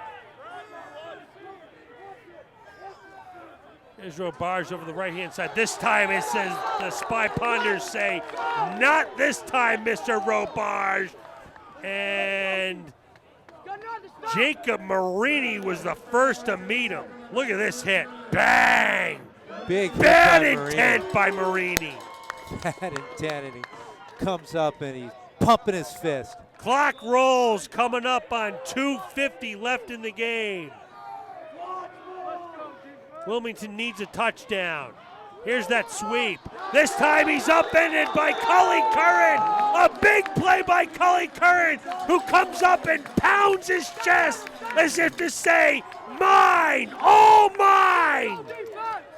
Outstanding play by the punters, and that brings up a 3rd and 12.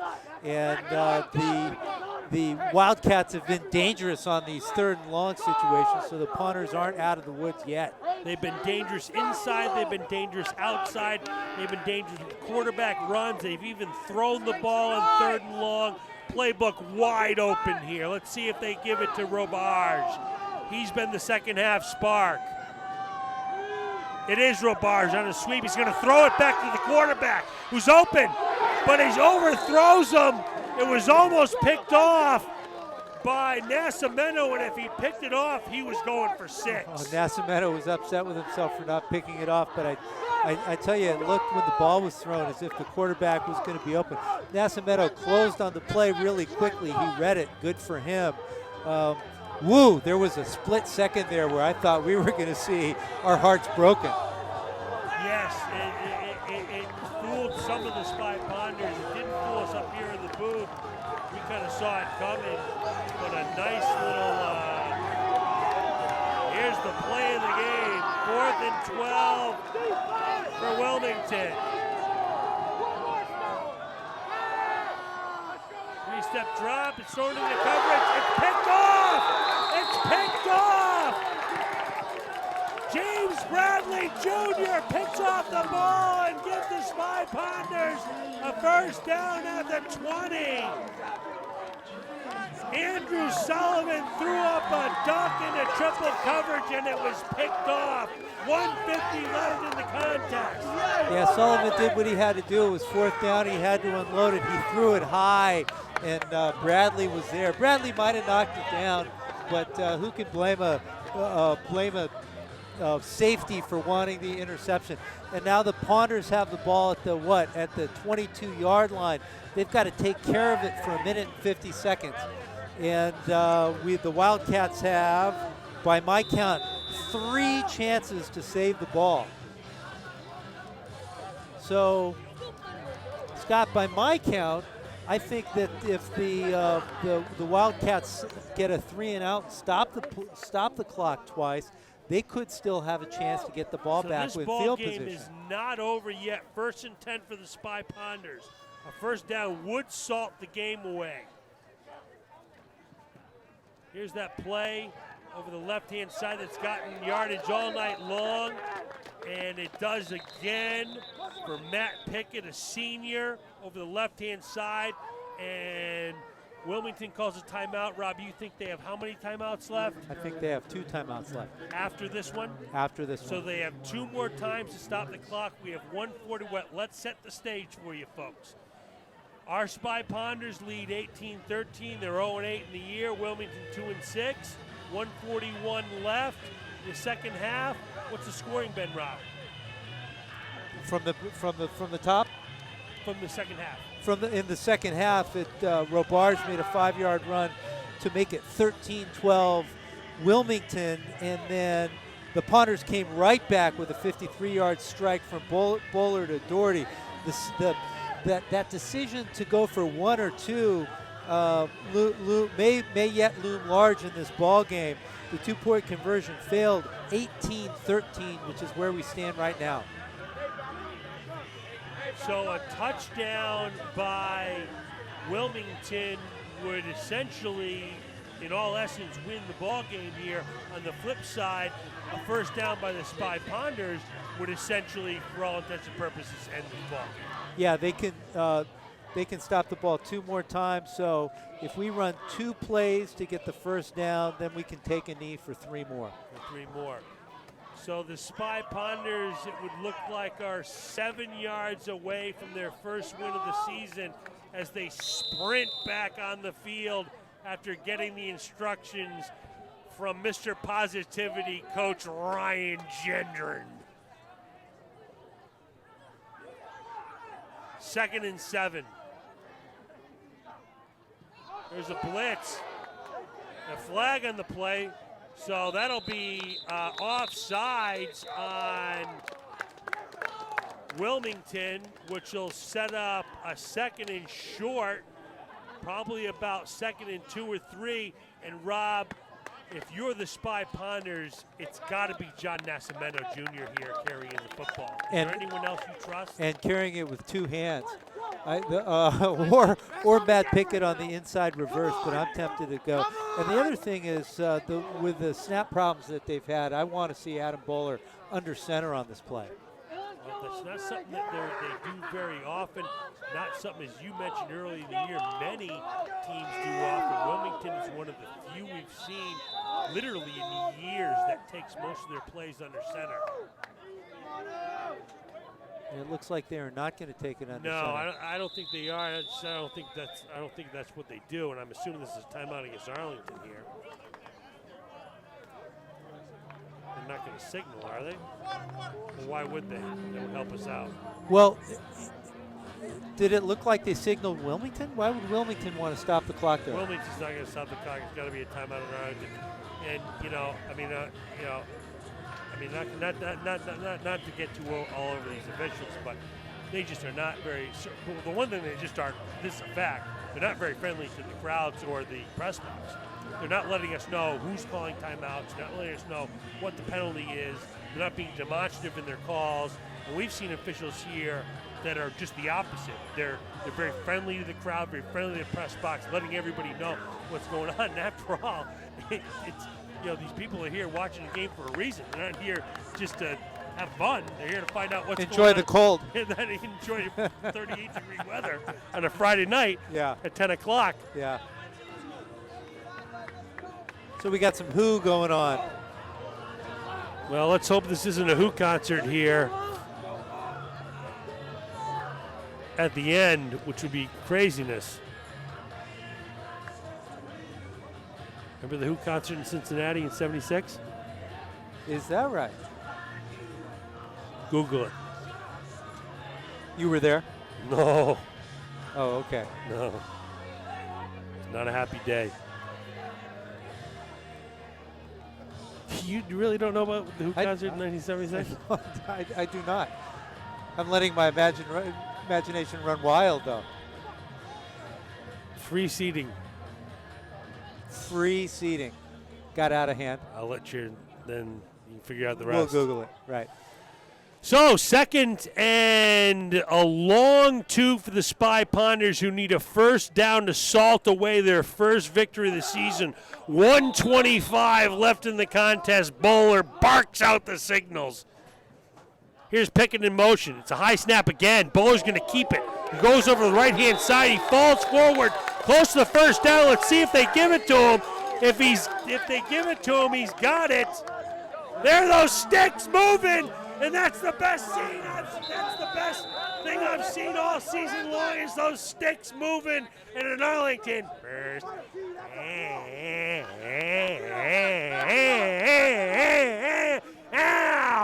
Bing, bang, boom. And Wilmington is choosing not to stop the clock with one of their 2 remaining timeouts. So the clock will run down to about 50 seconds. You see in the sidelines, so guys, if we can have this play, we want to get a shot of these sidelines if we can. We got some hugging going on. Coach is happy. Look at the cheerleaders going nuts. So someone's taking a timeout here. That was delay game. Taking a delay game. 49.3 seconds left. So they're going to make us sweat this out, or in this case, freeze it out. But I'll tell you, this is the warmest I've ever been on a sub 40 degree night. I'm jacked and pumped. I'm Pete Carroll. Jacked and pumped, baby. 49.3. Your Spy Ponders lead 18-13. It's victory formation for the Spy Ponders. And Bowler takes a knee. He throws the ball to the official. Maybe telling him, we forgive you for those holding calls earlier. Clock rolling, under 30 seconds left, 1 snap to go, and the Spy Ponders will drink the sweet juices of a victory. Their first win of the year.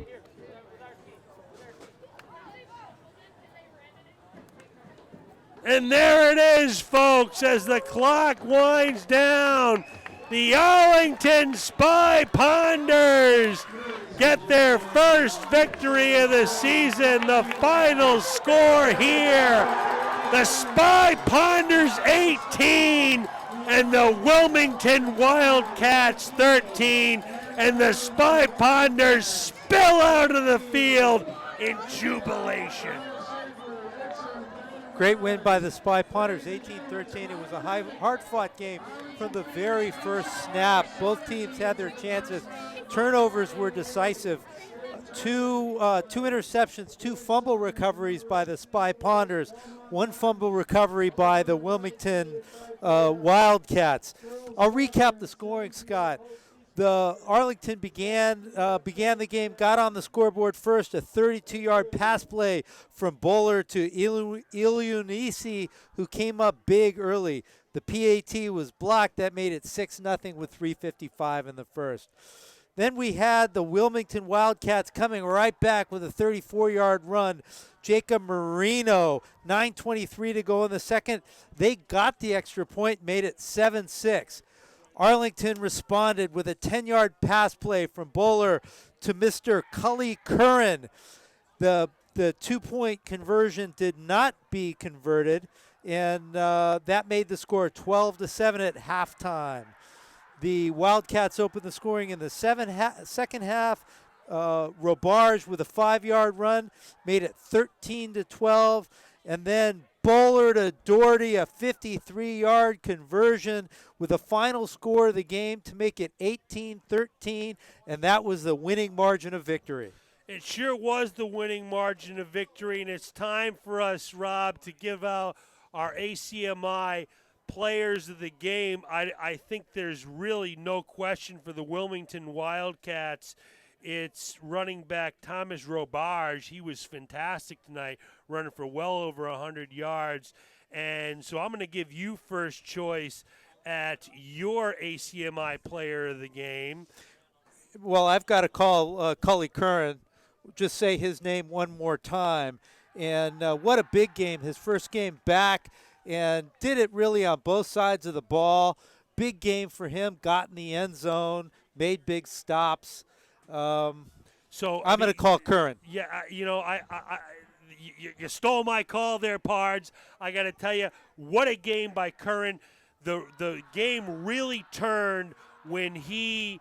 Hope we're getting a shot of this here, folks. Look at this Spy Ponder spirit. Does this look like a 1-8 team to you, folks?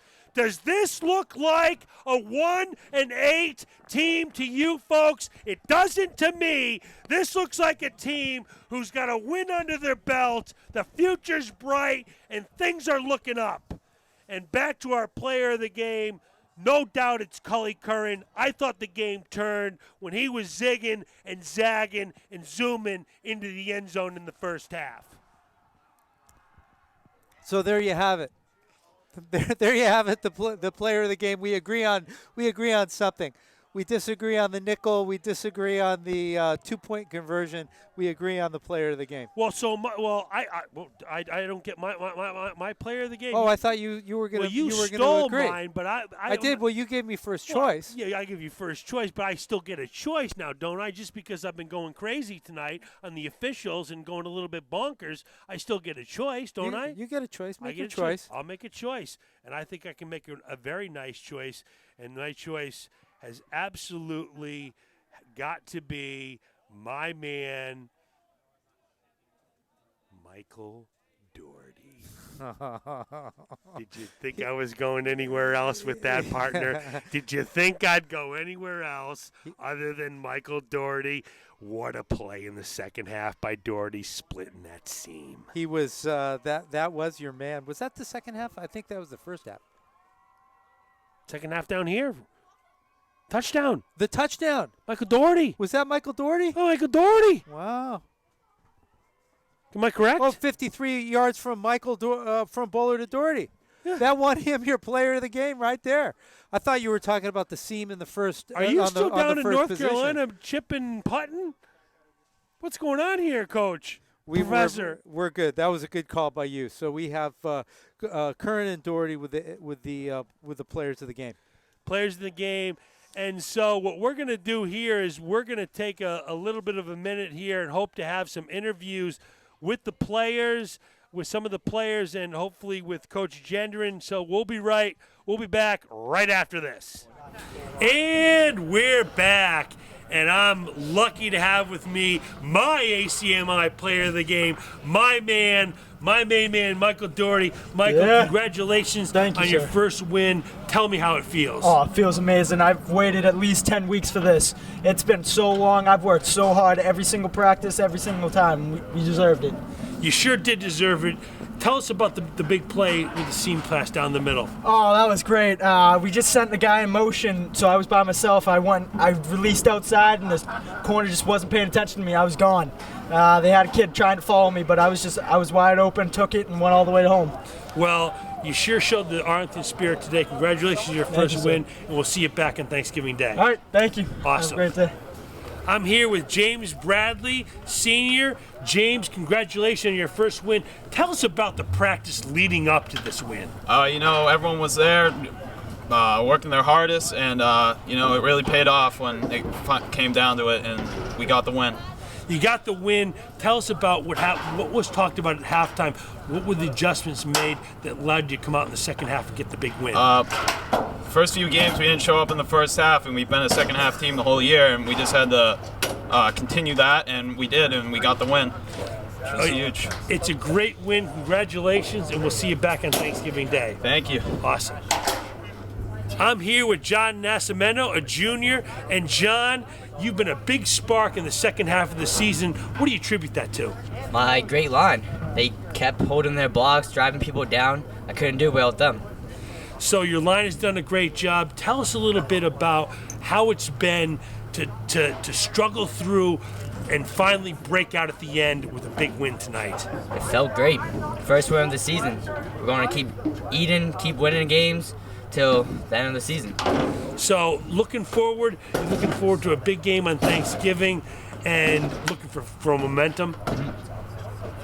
We're looking practice hard like we practice every single day, trying to get that win. Well, congratulations on a big win tonight. We'll see you again on Thanksgiving. Thank you. Awesome.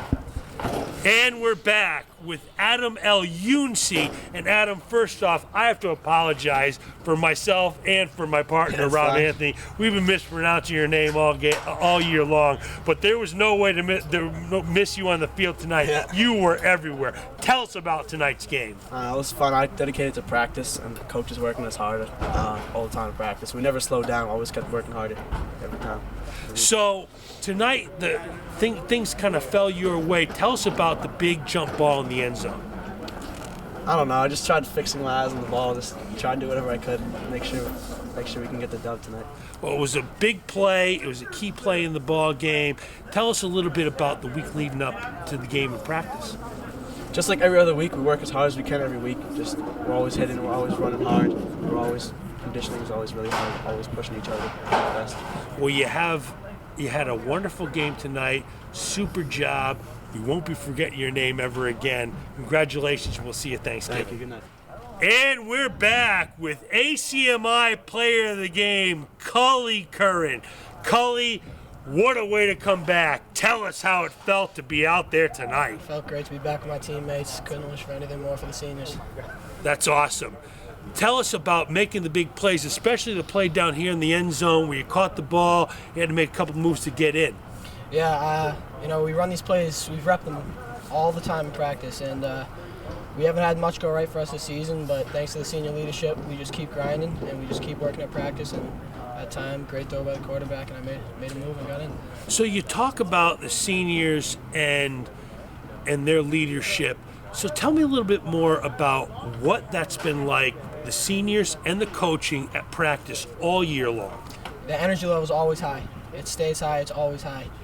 We knew we didn't have a ton of seniors this year, but they didn't make that, they're always there, they're keeping the energy up. It doesn't matter how many games have not gone our way this year, they're always there for us. That's awesome. Well, congratulations on a big game, the player of the game, and we'll see you on Thanksgiving. Thank you. Awesome. And we're back with super sophomore quarterback Adam Bowler. And Adam, what was it like in the second half of a tight game getting the win? You know, at halftime, we had all the confidence in the world, and we knew we were going to come out on top at the end of the game. You talked about having confidence.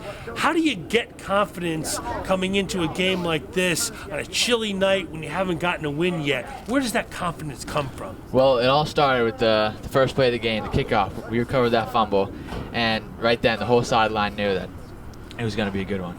It was going to be a good one. Everyone was jacked and pumped. We were pumped up in the booth. The crowd was going crazy. It's really been, even though maybe you haven't had the success you'd like on the scoreboard, it's certainly been a successful season, effort-wise and teamwork-wise. Tell us a little bit about that. Absolutely. In practice, it feels like we're 8-0. The energy, unbelievable. Coaching staff is never down. They're always up. We're hitting in practice every day. We're hitting before the game. It's just like, it's awesome. It sounds like a great atmosphere, and it looks like you're ready to go for the Thanksgiving Day game. Absolutely. Congratulations on the big win, and we'll see you then. Thank you. Awesome. Have a great night. You too. Congratulations, Coach, on the win. First one of the season, and it was a nail-biter. It was. Just like a lot of games this year, it was back and forth. And we've, unfortunately, earlier in the season had those back and forth moments really build up against us. And tonight we had some guys step up and make huge plays, especially in those crucial moments. And it was exciting to watch these guys almost overcome themselves more than the other team and finally put together a victory. Talking about big plays, Colin Curran told Scott it was about senior leadership and it was about coaching. Yeah, well, that's great to hear from the guys. The seniors have done a great job all year, even if our record doesn't necessarily indicate it. They've been positive, they've been leaders, they've demonstrated the right way for guys to do things, and we have a ton of underclassmen playing. So for underclassmen, they need an example to follow, they need an idea of where to be and how to act, and the seniors have definitely provided that. So I was glad that some of the lessons that the seniors have taught the younger guys were finally able to carry out on behalf of the seniors and send them inside with a win on senior night. So we talked coming into the game about getting in the end zone, and they got in the end zone 3 times today, and that is a marker of growth for a young team. It is. It was exciting, and it wasn't easy, too. Those Wilmington kids were tough. They have a strong defense, very strong up front, and so it required our sophomore QB to make a bunch of big plays. And he read the defense well and delivered balls better than he has all year. And when it got out there, we had a long list of guys making catches, making moves in space, and getting in the end zone. He completed touchdown passes to 3 different receivers, which is a well-balanced attack. And speaking of seniors, Matt Pickett carried the ball well tonight. Other seniors stepped up and did a good job. Absolutely, yeah. Pickett did a great job. We were having trouble getting inside, so we could get Pickett with some speed around the edge. And he's just tough as nails, so he would break a tackle and keep going and get some more yards and fall forward. And he's not a tall guy, he's not a heavy guy, but he just plays with such heart. Doherty had a bunch of touchdowns, or he had his touchdown tonight. He's had a few earlier this season. Again, he plays every snap, both sides of the ball and special teams. And he's not the biggest, not the fastest, but he executes because he plays with so much heart. And can you talk about, speaking about playing every snap, the interior line has been big for the Ponders this year. Yeah, and it's great because it fits the theme that they're undersized, but they just play with such grit. This week we challenged them to think less about wins and losses and less about executing plays and more about the three things they control: their effort, attitude, and toughness. And you heard these guys yelling those three words all night long, and I think that was really exemplified in the interior with these guys just, grinding away. And they don't get in the stat sheet and they don't have any touchdowns, but really any yard we gain is because of those interior guys. On the other side of the ball, we knew this was a week when they were going to try to run it down our throats. And at times they did, but our interior line, they really stepped up. Mike T on the nose, Mike Mazzy playing linebacker. We had a junior linebacker fill in for Bowen, Ben Curcio. Wow, what a great debut for him. He made a bunch of great plays. Absolutely. And finally, Coach, Thanksgiving Day coming up, the rivalry game. This is going to be your first rivalry game against Arlington Catholic. You must be looking forward to it. I can't wait. No matter what the situation is or how our seasons are going, that'll always be a battle. Coach Clivio gets those guys so fired up, and it's a great rivalry, a lot of history of that game, so we're looking forward to it. We'll have one more tune-up game in between next Friday night. Then we have kind of that week off, and then it's Turkey Day, and we can't wait. Okay, thank you, Coach, for your time, and congratulations on your Thank you very much. All right, good night. And so our final score here tonight at Pierce Field, the Spy Ponders get their first win of the season, 18-13 over the Wilmington Wildcats. For Rob Anthony, I'm Scott Zwick. We'll see you on Thanksgiving Day.